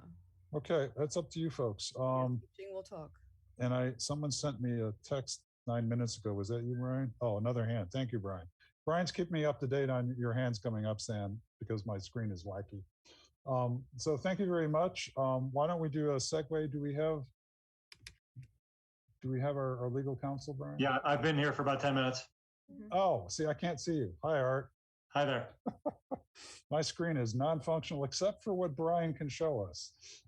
So what we're trying to get here as an introduction is most of the people on this board, me included, are not as familiar with the give and take that's possible in the subdivision. And when we were talking about the Rocky, let's call it the Rocky Ledges development proposals, where the key, I don't know if you're familiar with those, Art, but the key. Yeah, Brian, I'll just to help out. Brian reviewed it with me a little bit this afternoon. Excellent, excellent. So the key question is, if we grant a waiver to the developers to allow them to put in a dead end, are there conditions that we could extract from them in return? Or do we simply, or as Brian pointed out, I believe in the language, is that we can make the decision based on the best interests of the town to allow them to put that in, but we can't actually say, but we want you to do something else to make up for the fact we're giving you this waiver. So I think there's a pretty clear distinction between conditions that relate to the waiver or mitigate the impacts of the waiver and conditions that go beyond it or are unrelated to it. I think if the problem with the length of a dead end street is fire safety and you need another fire hydrant, or you need some technical fix to make firefighting possible on an 800-foot road, I think that's fair. If you conclude that it's not in the best interest of the town without that fix, but it is in the best interest of the town, or whatever the particular language is of the waiver regulation, with that fix. I think if you go beyond that, well, let's just take other examples. So if somebody wants to waive the sidewalk requirement, you could require them to put a curb cut and a crosswalk somewhere else if you thought that would make pedestrians, give them a safe way to cross over to the side with the sidewalk. You know, I don't know what other kinds of waivers come before you. Dead end, I know, is one of the most common. But whatever the waiver is, if I think you're on pretty firm ground, demanding or imposing a condition that's related to the impacts of the waiver. Anything beyond that, if it's purely voluntary, that's fine. If the developer comes in and says, I want to waive X, Y, and Z, and I'll give you a new police car, okay, fine.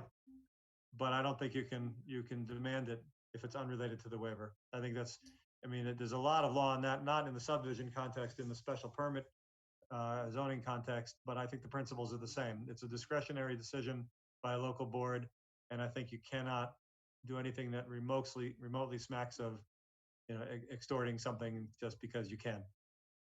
Art, thank you for that. Thank you for that. I think the more direct question from the board was at the meeting that I actually wasn't able to attend, but after reviewing it, it was kind of more of, in this particular case where there is a dead end, and the dead end is getting extended, something that would be related to that harm.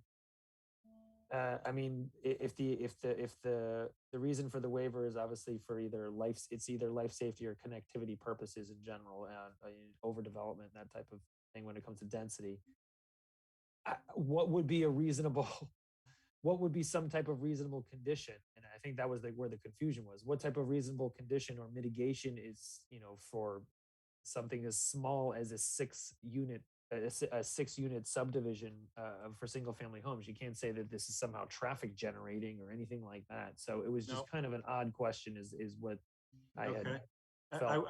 I wouldn't view it as a density control, the length of a dead end street. It's all about fire or safety or other emergency safety. I think it's not a density control that I've ever seen. I don't know this project. I haven't seen the plans for it, but if you're not happy with the waiver request, if you can think of something that would mitigate that in terms of fire, police, emergency access, then, and you think that would adequately mitigate it, then go ahead. I don't have any proposed conditions for you, and I haven't looked at this project, and I'm not sure that's my role to figure out what conditions would mitigate your planning concerns. No, this is definitely a more general question, Art. It is more general because that's the waiver that is typically requested. Yeah. So in particular, the intent of not having dead ends was to ensure connectivity of neighborhoods. And so for what purpose, Diab? Explain that more. I wish I could, but I wasn't on the board when that was put into the subdivision regs. So I can only parrot what I've been told. Sally, you have your hand up? Well, I am also somewhat parroting, which is to say that I spoke with Maureen, who I believe was the one who was the advocate for this introduction to the zoning code, about why it's in there. And she explained that it's an urban planning principle that is consonant with, perhaps, I don't want to use the word new urbanism because I don't know what it means really, but she said contemporary urban planning thinking emphasizes this issue of connectivity. And I'd really like to hear from Cheryl on this subject, that was really the issue, that it was, yes, connectivity. Cheryl, can you talk about that? Yeah, I'm not not an expert by any means, but dead ends or ports fell out of favor in the probably in the 80s, when communities were trying to reintroduce commercial and sort of community services in new developments. So but I honestly, I think, going back to what Art is saying, it's, dead ends are not generally, they become, in order for them to be safe for a town's fire department, they become enormous pieces of pavement And I just, they're not sweet like they were when they first, were used in housing development that was very suburban. And when strip malls, came to life because people relied entirely on cars. So I think um, I think this particular project, from my standpoint, I don't want to talk more about um, urban design. I think this is a cliff that he's trying to build on. I think he's got some pretty big properties below that are never going to want a street going through there. And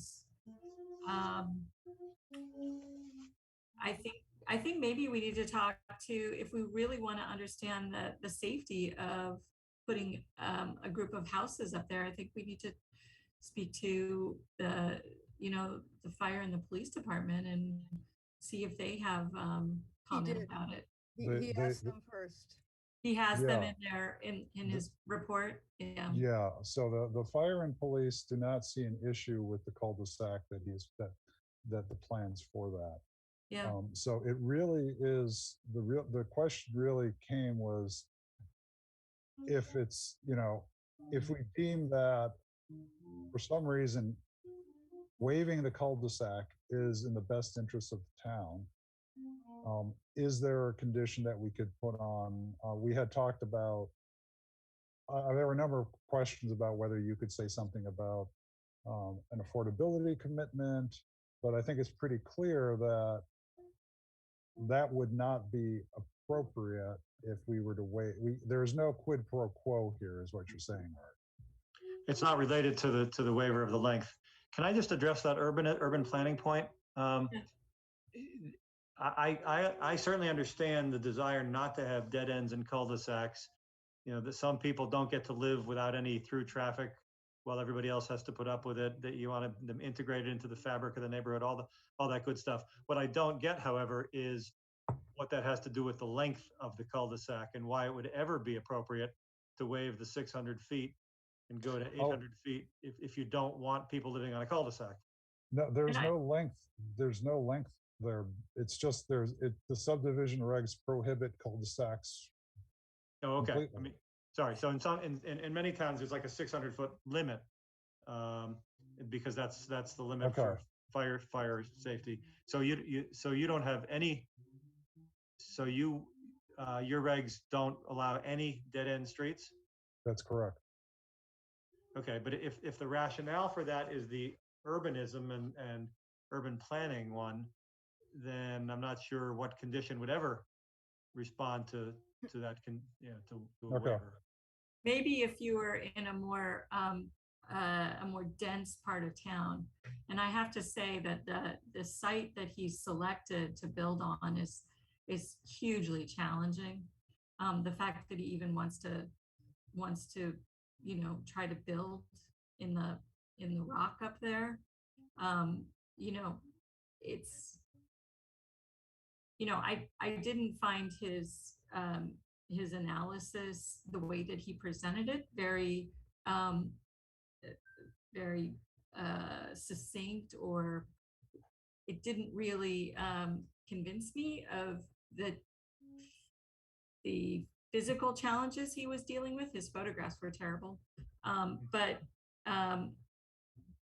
I think with some more true landscape and civil plans, it would probably be pretty clear that this is about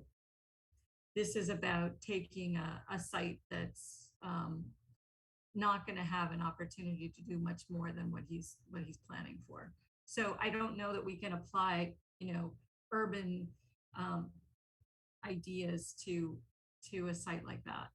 That was his point exactly, that the site is so challenging that what he specifically said was that he looked at what would be involved in connecting to the Mahoney's easement that connects to, what's the Philosopher's Street right there? Socrates. Socrates. I think he was going to Um, connect a wagon, might have connect a wagon wheel. Well, or no, it's another. definitely one of the philosopher names, but he pointed out that the people who live immediately abutting that easement have put a lot of money into landscaping to block Mahoney's employees' traffic as they go into that Mahoney's parking lot behind there, and they can walk down the cliff to work, right? Um, and he said it's so expensive to do the engineering and the road work and the walls and the just the sheer terraforming to connect the top of the cliff down to there with a viable road, that he said, I just can't, it just doesn't make sense. And I had said, I would like to see something that is more than what they presented now, that demonstrates the difficulty of that, even if it's just halfway up from conceptual design into design development for what it would take to do a road going down the backside. And he didn't have that. He just said, I looked at it, it's impossible. You got to give me a waiver. So I just wanted more information. Yeah, it was pretty untechnical, his Yeah, presentation. it was a pre, I mean, it was a way pre-application. Yeah, I mean, I guess the key thing is when it comes before the board has to make a decision as to whether to grant the waiver based on whether we think that the urban planning considerations apply in this case. And then at that point, we either give it a thumbs up or a thumb down, and we don't really have there is no sort of condition that we can put on the project because we have granted the waiver, because there's no appropriate condition that would go with that. We certainly can't make them more connected, which is what we would be giving up.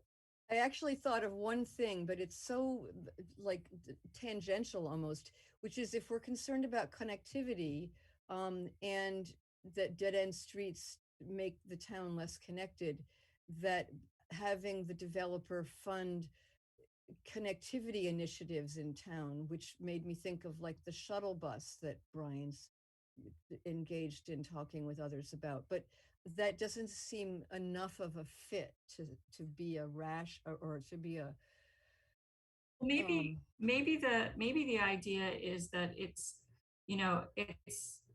it seemed like it's a very natural place and it has a vista, right? Because it's so high up. So let's say now these really expensive houses are the ones that get the view. Maybe a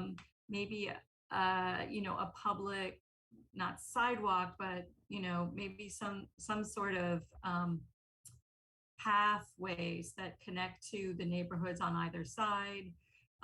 That's like a green walkway that various neighbors from around can have access to, so that people can take a walk up there and maybe take a view out or something like that. So it's not car connections that we're considering, but maybe people connections through paths and garden ways or something like that. right. So almost like public pathways to a well-chosen overlook that's open to the public to go up there. Before we get these are great ideas, but I think great. Art, can you anchor us in reality? Is that something we might be able to ask for? I'd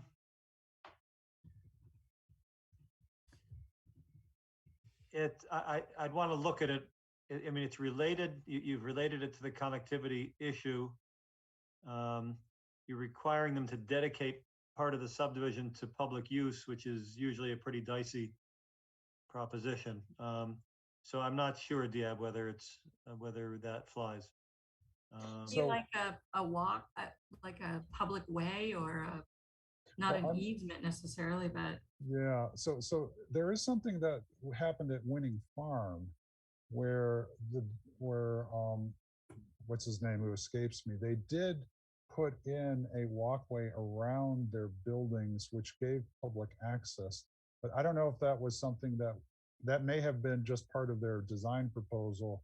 I don't think it's something we required of them. Brian? I'm sorry, I'm honest, I'm still, I'm texting around to everyone, but I missed the question. Oh, well, The question was, do you recall in Winning Farm, there was a public walkway that was going around Yeah. around the buildings, and it was connecting to the Winchester trails. Yeah, and the but Lexington and trails. yes, and the reason Woburn. the reason specifically for that was that this was this overlay district, the attached residential clusters development overlay, the ARCDOT, and part of several of the tenets of the ARCDOT are cluster development in order to promote more passive recreation and green space. So Okay. that's kind of baked into that specific district, not necessarily or could or should be baked into every subdivision. So, Art, would it be appropriate to tell the developer we would look more favorably upon the project if they included something like that? Or is that out of line?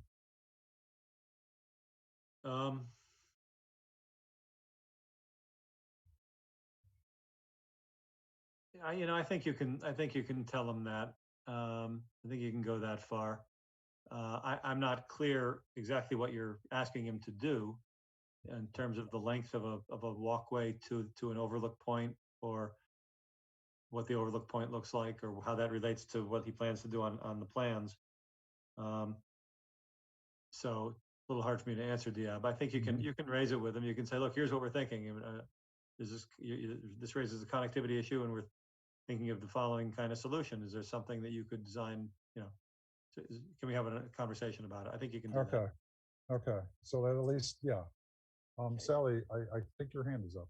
Yes, I just want to piggyback on what Art said, which is that, like, right now it's private Mahoney's land, but it's a really nice walk to walk up to the top of the hill and even walk back down to the back road where the private entrance for the employees is. And that part of that notion of some kind of a condition would be a condition that would be placed on the seller as well as the buyer, which is to change the status of that footpath, not the car path, but the footpath, to a public way, accessing a beautiful view as a way to increase the quality of life for all Winchester residents. It would be a gift from Mahoney's, and it would be a gift from the developer. Well, I would certainly think we can ask them. I don't know if that was, as Art pointed out, a condition, especially since it is private property, and it's really hard to tell people they have to make private property public. So, the idea of this level of extraction for a dead end street seems borderline inappropriate. okay. I mean, basically, in this particular case, they're asking for one of two waivers. They're either asking for a waiver for the dead end street, or they're asking for a waiver for the grade in order to connect that street. So they're basically like, oh, it's like an 18% grade. So we're like, well, that's not in the best interest of town. So there's no. So the idea was that there was, it's probably more in the best interest to have a dead end street than a 18% grade, but is that what really we should be weighing? Should we be weighing maybe there's no way? I mean, they just want to know, is if everyone in agreement that we are not going to get this waiver, they're not going to go through this process if everyone is like. So I think that was really more the point of that meeting. But yeah. Yeah, I had conversations that brought up this question that was not with the developer. So I understand the developer simply wants a go or no go. But there were certainly indications that there was some question about what the board could do in exchange for a waiver. And I think it's pretty clear that it's fairly limited. But to be honest, they can't afford to put in a back road there. I don't think it would pass. I don't think it would pass anyway in terms of the safety of. Oh yeah, but no, the police chief or the fire chief already said no way unless it's significantly re-engineered. Yeah, so I don't even they can only get this project done if they have the dead end. I think that's pretty clear. Or they don't- pour a ton of money into making a significantly re-engineered road. Yeah, and I don't think that's just not going to fly. So the waiver on the cul-de-sac, I think, is or no or go or no go for this project. That's the only way it's going to go forward, is if they get the waiver. So I mean, I think that's part of the discussion. But I think So it brings us back to whether Art thinks that asking for them to even to have a sidewalk accessible from Rocky Ledge, the existing Rocky Ledge Road, out to the best overlook there is, would be a reasonable thing to ask for in exchange for the waiver. I think, as I said, you can open the conversation. If there's no way you'd vote for the waiver, even with that sidewalk, then you shouldn't waste the developer's time on that or your own. And it sounds like without that, you don't want to grant this waiver. So might as well have the conversation if you think that might lead you to grant the waiver. If you don't, as I said, if you don't think it'll matter, then. Well, there is one other thing, which is perhaps too theoretical, as to whether the town would consider an ArcDOT up there. that would require us to go through town meeting. We'd have to rezone. Well, just for that one purpose, because the land's too, the area is too small. It's 4.57. It's not just a rezone. Meaning it's not like we would just have to put the ArcDOT on there. We would have to say that this is not the ArcDOT and this is a different type of zone. So it's a much heavier lift. Yeah, Yes, right. Yeah. Well, So Mr. I think Olivo did mention that he is very looking forward to opportunities to work with the town to develop diverse housing. forward-looking thoughts, always hard to bank on them. So I think we have, unless the board has any other questions for Art, I think we've pretty much, I think we will come back to Art if we find ourselves in the position where we try to make a trade, I guess. Yeah, I mean, that's fine. I mean, at some point you may want to take a straw poll and about whether you would approve this waiver if you got that, some kind of condition involving the overlook and access. No. To know whether it's worth having the discussion with the developer. Yeah. Okay.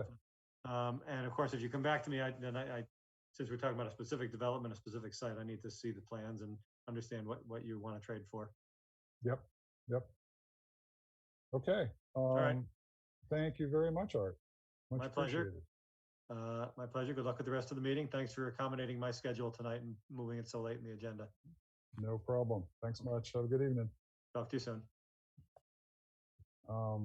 Okay, so we are now at 9:45, and I think we have two matters that we do have to pick up with because they are, as we noted at the beginning of the meeting, imminently important, and we didn't have a chance to put them on our schedule within the 48 hours.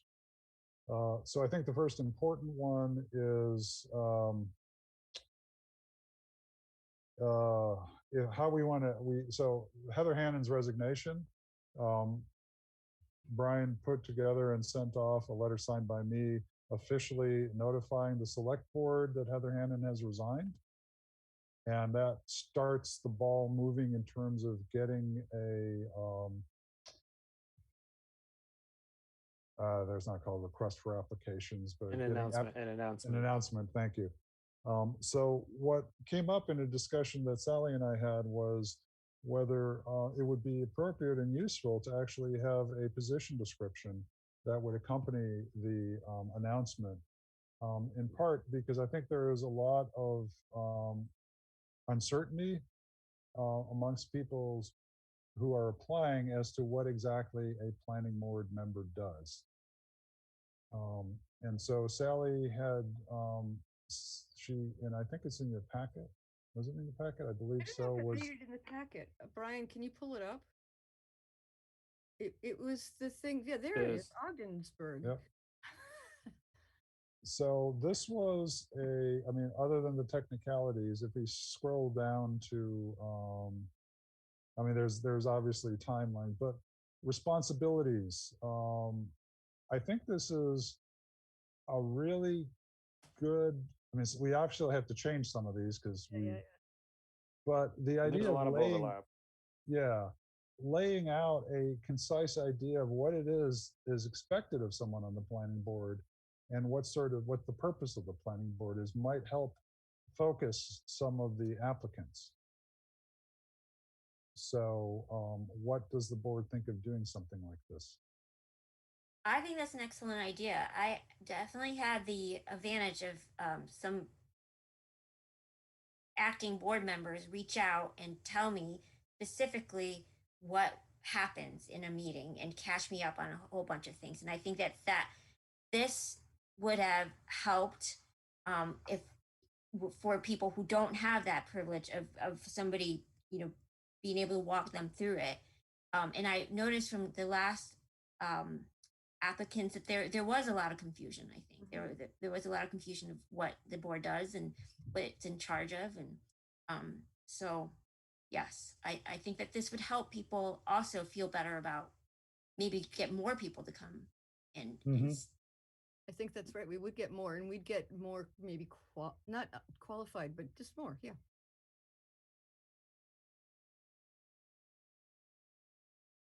I just searching for this on the internet because there was this question in my mind of applying for a planning board seat. And I'm like, what you said, Diab, what is that?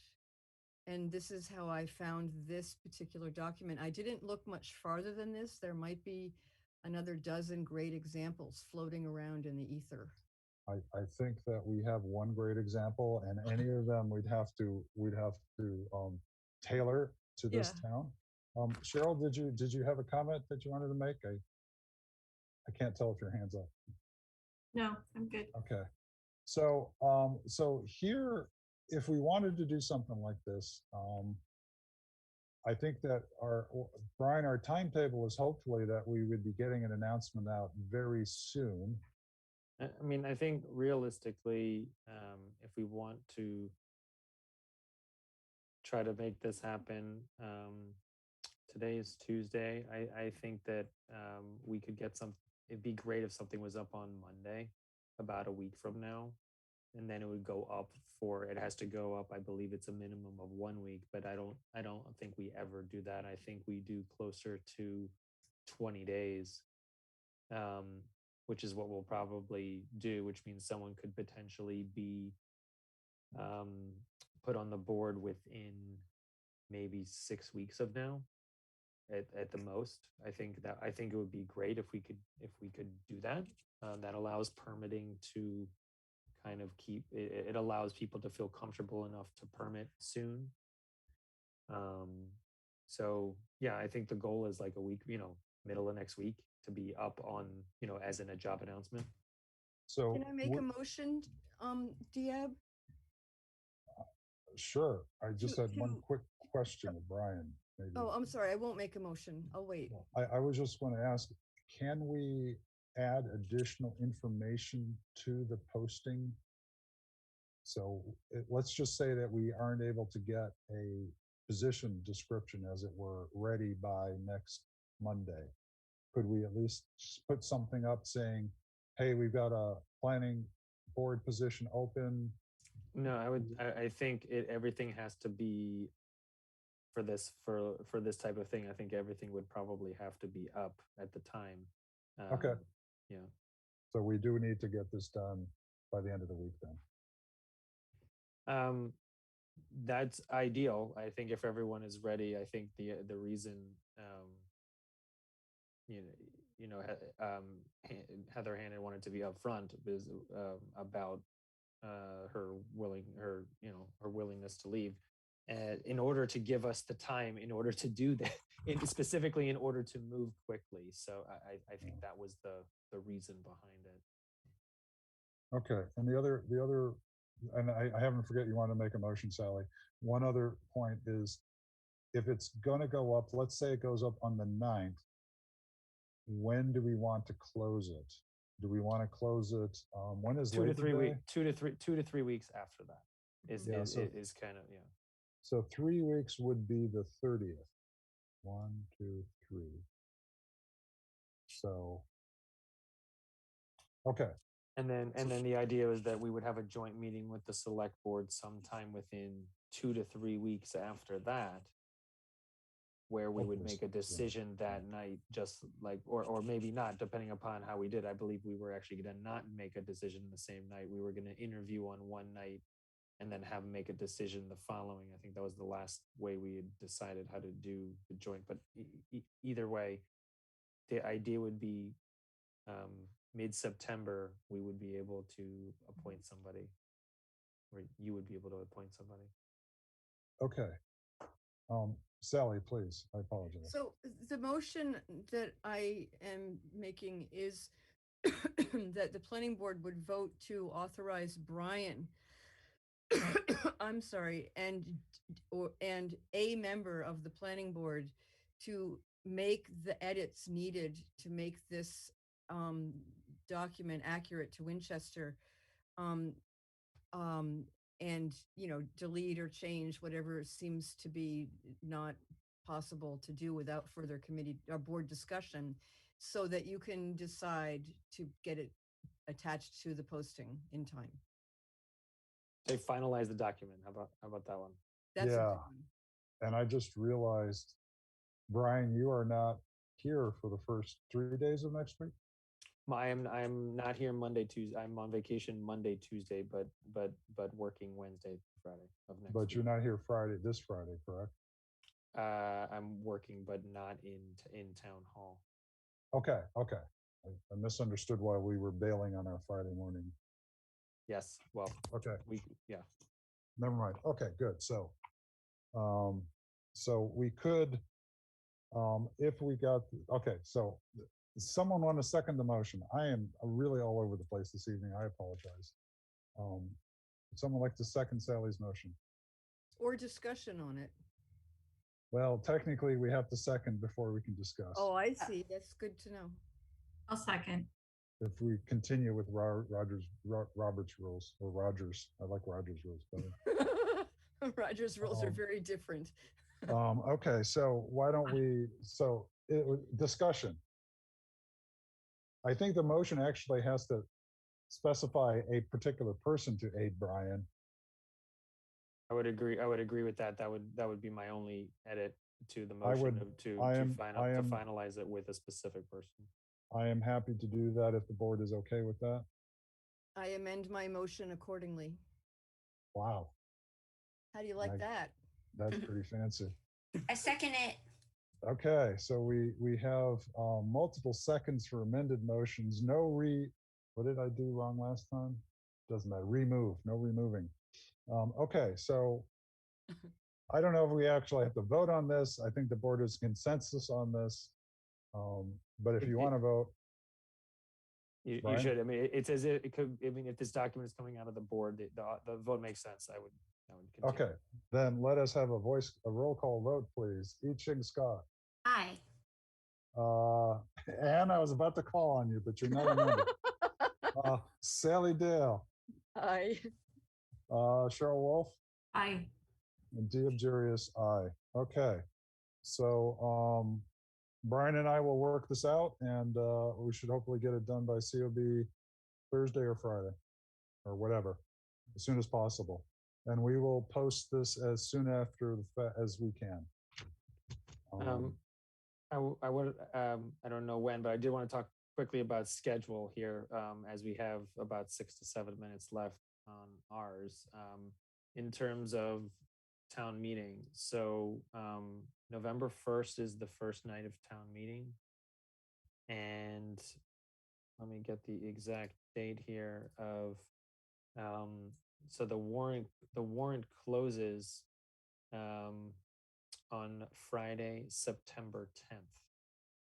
So the idea is that we would have to have some type of hearing, regardless of whether anything moves forward with the half story. We are committed to doing the wetlands. I'm sorry, the flood bylaw that we talked about earlier this evening. So the idea is that we would have to have a hearing sometime prior to the 10th I just want to put that on people's radar that that's an important date that I don't, looks like we're meeting September 7th. Sorry. This is So okay, yeah, no, sorry, August 31st. So that would most likely be the our hearing date. And I wanted to, this is obviously crept up on us, but I wanted to get that date on everybody's schedule that I'm going to be writing a notice very soon. The final language doesn't have to be for what we're doing, other than we're going to be doing something with the flood bylaw, but we do need to make a decision very soon about what other things we're actually going to be moving at fall town meeting. So that's what this whole scheduled question is about, is that there are real dates here that matter if we do want to do something with fall town meeting. As of right now, the only thing that's definite is this update of the flooding bylaw, or So, Brian, that's overlay, the flooding overlay wonderful. district. And the question is, that there's also a date by which we would, if like, say we did want to do the half story thing, that we have to submit it to council. So what's that date? No. So that is the, so the 10th is the that's it far enough in advance that will be certainly submitted to council at that. It's a question of how much we really need them to help draft it, or whether they're just reviewing something. So Well, I mean, I Ching and I have committed to follow up with at least 2 members of the public who attended this meeting to get their input for revisions to what was drafted. And so presumably we would try to bring something back to the planning board perhaps on August 17th. And if the planning board thinks that that makes sense, then that would go to council. Is that how that works?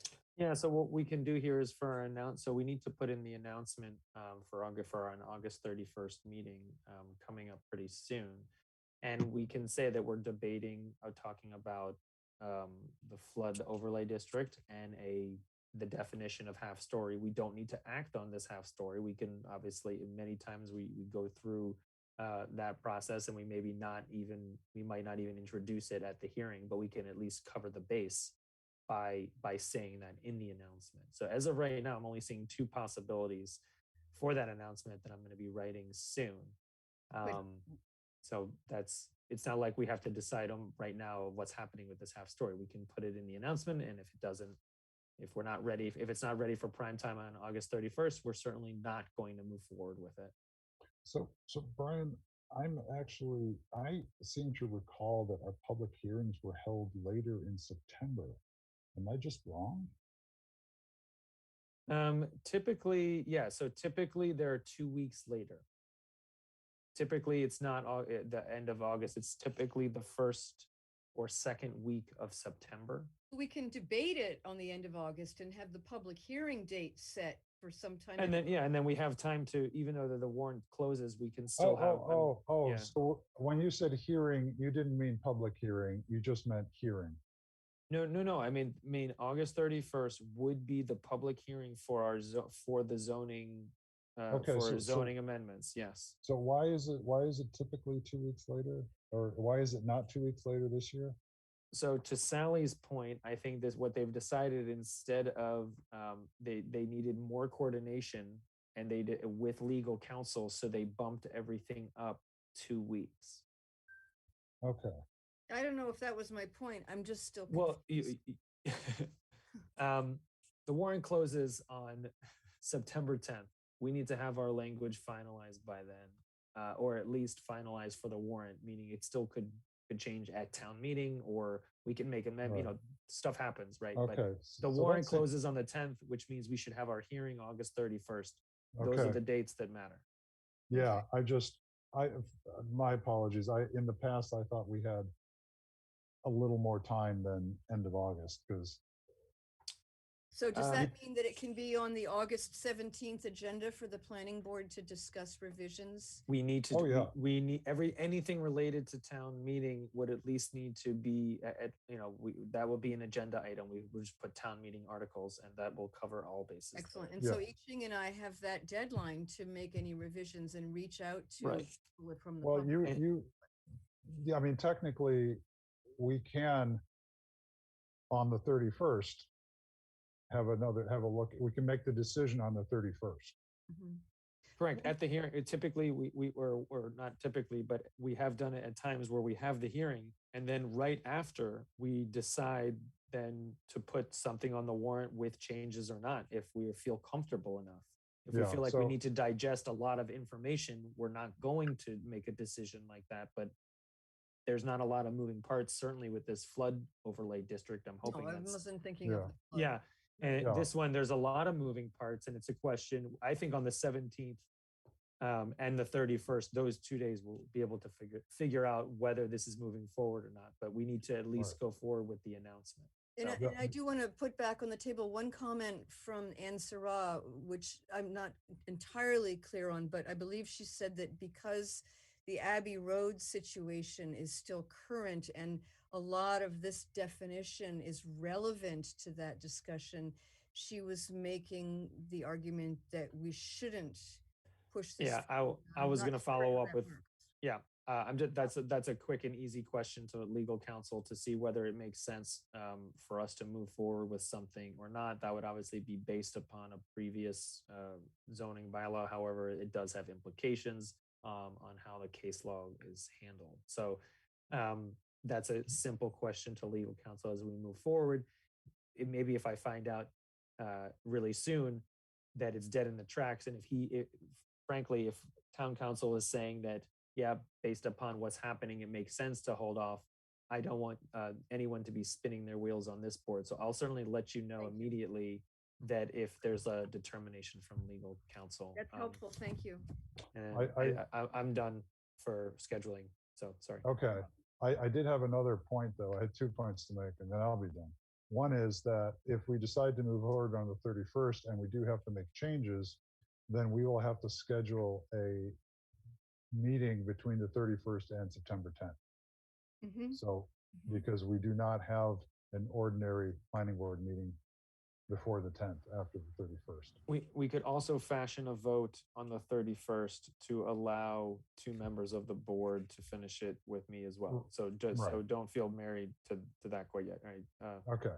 Keep Good going. point. Yep. The only other thing I wanted to make is that while I appreciate Brian not wanting people to spin their wheels, Sally and I Ching, you have done such an amazing amount of prep for this that I personally would love to see this advance so that if there is a legal opinion that we should hold off, if we pick it up again for next spring, that's 6 months and people may have forgotten all the details. So, I know. I'm thinking while your head is in it, we should work it. Yeah, obviously that's your call, but as an interested outsider, that would be.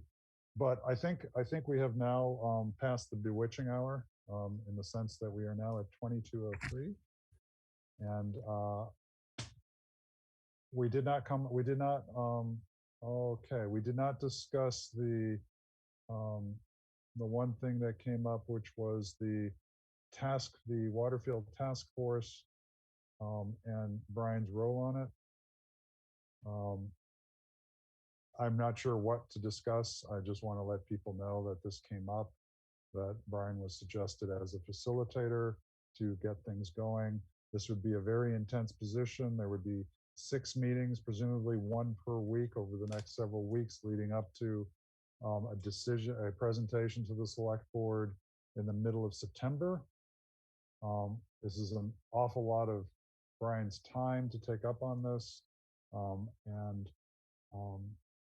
I just want to know, the board should have an opinion, I think, on whether this is, what Brian's role should be or whether they support this. And that's it. That's my spiel. Yeah, Sally. Um, it's very complimentary to Brian. I think I heard you say earlier that he's like the only person they could think of that could do this. Did I hear you say that? No, but I'll say it now.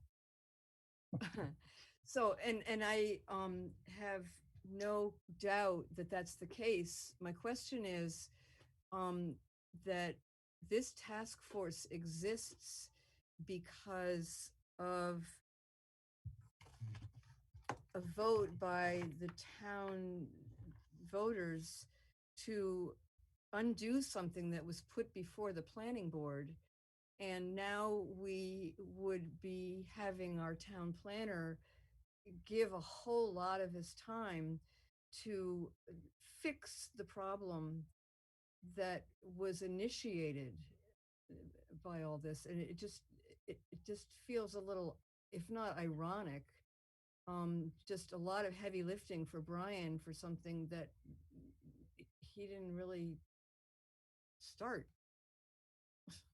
And I think the only thing I'll say is the select board created this task force, but I didn't know at the time, but now know that it was a very narrow focus in terms of how this task force was created. It's basically, we're working with Civico.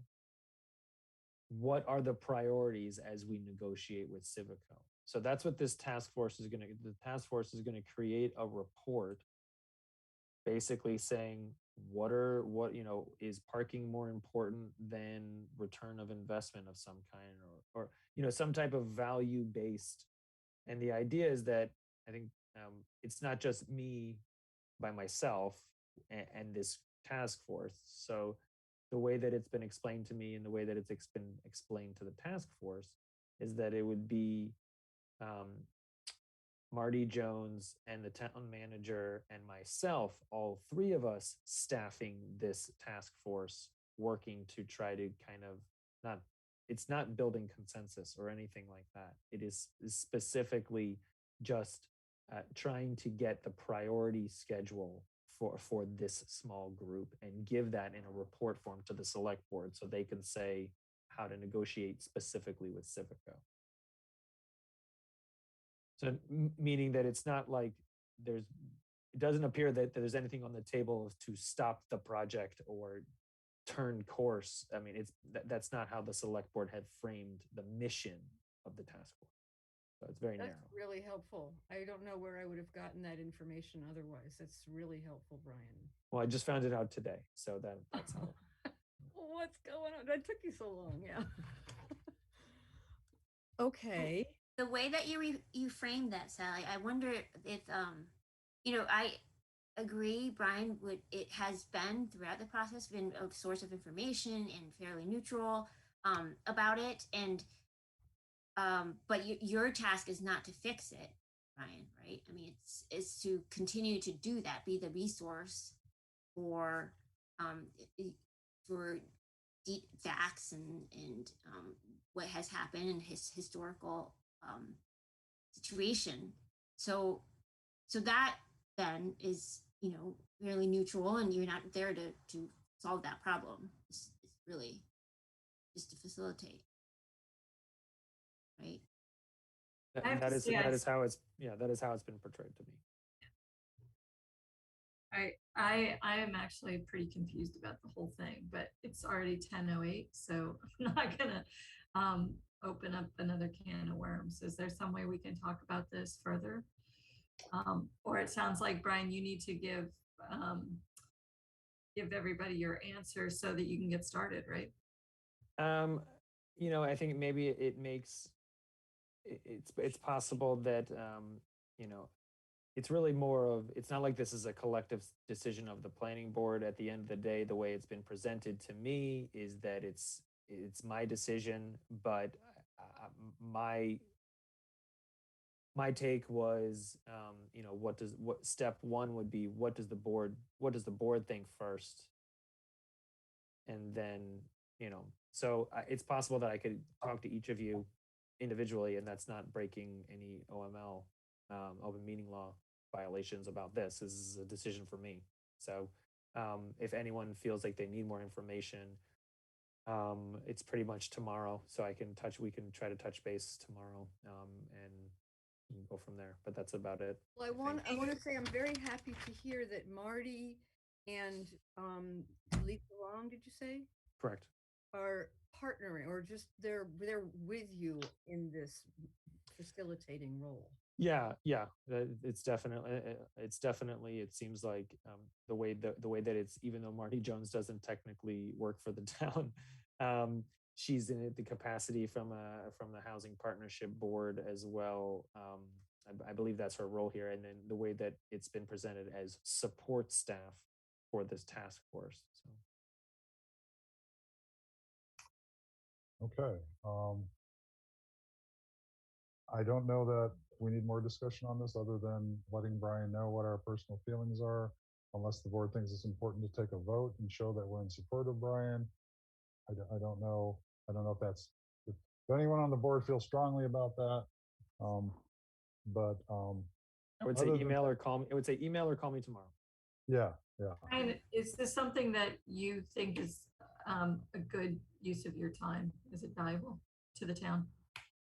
I mean, only in the respect of that this is, an initiative that was born out of several different groups in order to develop this site.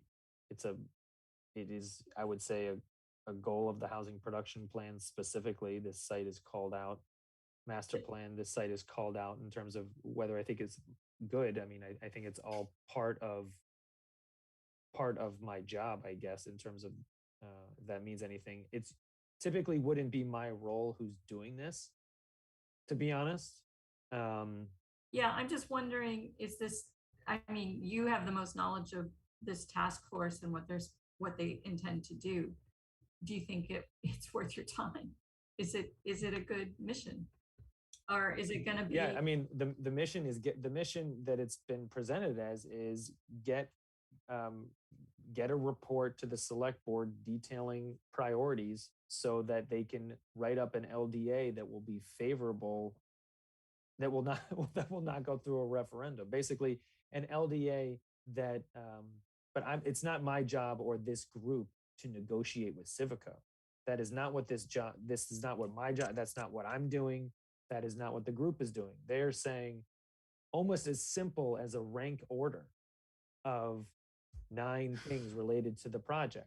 So, what's the most important thing out of all these things? Is affordable housing number 1 and parking is number 6? Or, it's that type of kind of more of a numbers game than anything. That's what the mission says. So I felt there was more, there might have been some more exposure to me in general, but after reading the mission statement, I was less concerned. That means anything. And to repeat the time commitment again, it's 1 meeting a week for 6 weeks. To be honest, Sally, I don't. I thought that. No, that the goal was 6 meetings. It's unclear. Anyone. I totally understand. I just the idea is get there by October 10th, which is when the final language of like, the LDA needs to be done, because the warrant language is simple. It's approve the vote to approve the LDA. So there's not like a lot that has to happen before that September. It's the goal is get enough information to the select board so that the select board and Civico can finish it out. The coolest part about all this is that Civico will be at these meetings. Oh. So it's not like the task force is going to create something. So at least they understand which way the wind is blowing, what levers where they're trying to pull, for example, and what they can do financially. So they're going to be there. That was a very exciting development that I figured out today. That's exciting because that actually makes this tangible for a reason, for sometime soon, rather than doing something as a silo over here and then trying to negotiate with Civico. They're going to be there. So at these meetings. Anyway, I think That's cool. I'll stop there. That's good to know. Yeah, I thought it was great. Yeah. So I think unless the board has other issues they'd like to discuss, that we should discuss an adjournment. So is there a move to adjourn? I move that we adjourn. Okay, is there a second? Second. Okay, so Cheryl moves, I Ching seconds. Roll call vote, please. Let's start with Sally. Aye. Aye. I Ching. Aye. Cheryl. Aye. Me, Diabjarius, aye. We are adjourned. Thank you, everyone, for joining us. Thank you to Nancy, our recording secretary. Thank you to WinCam. Thank you to everyone out in TV land. And we will see you all again in 2 weeks. Good night, everyone. Bye.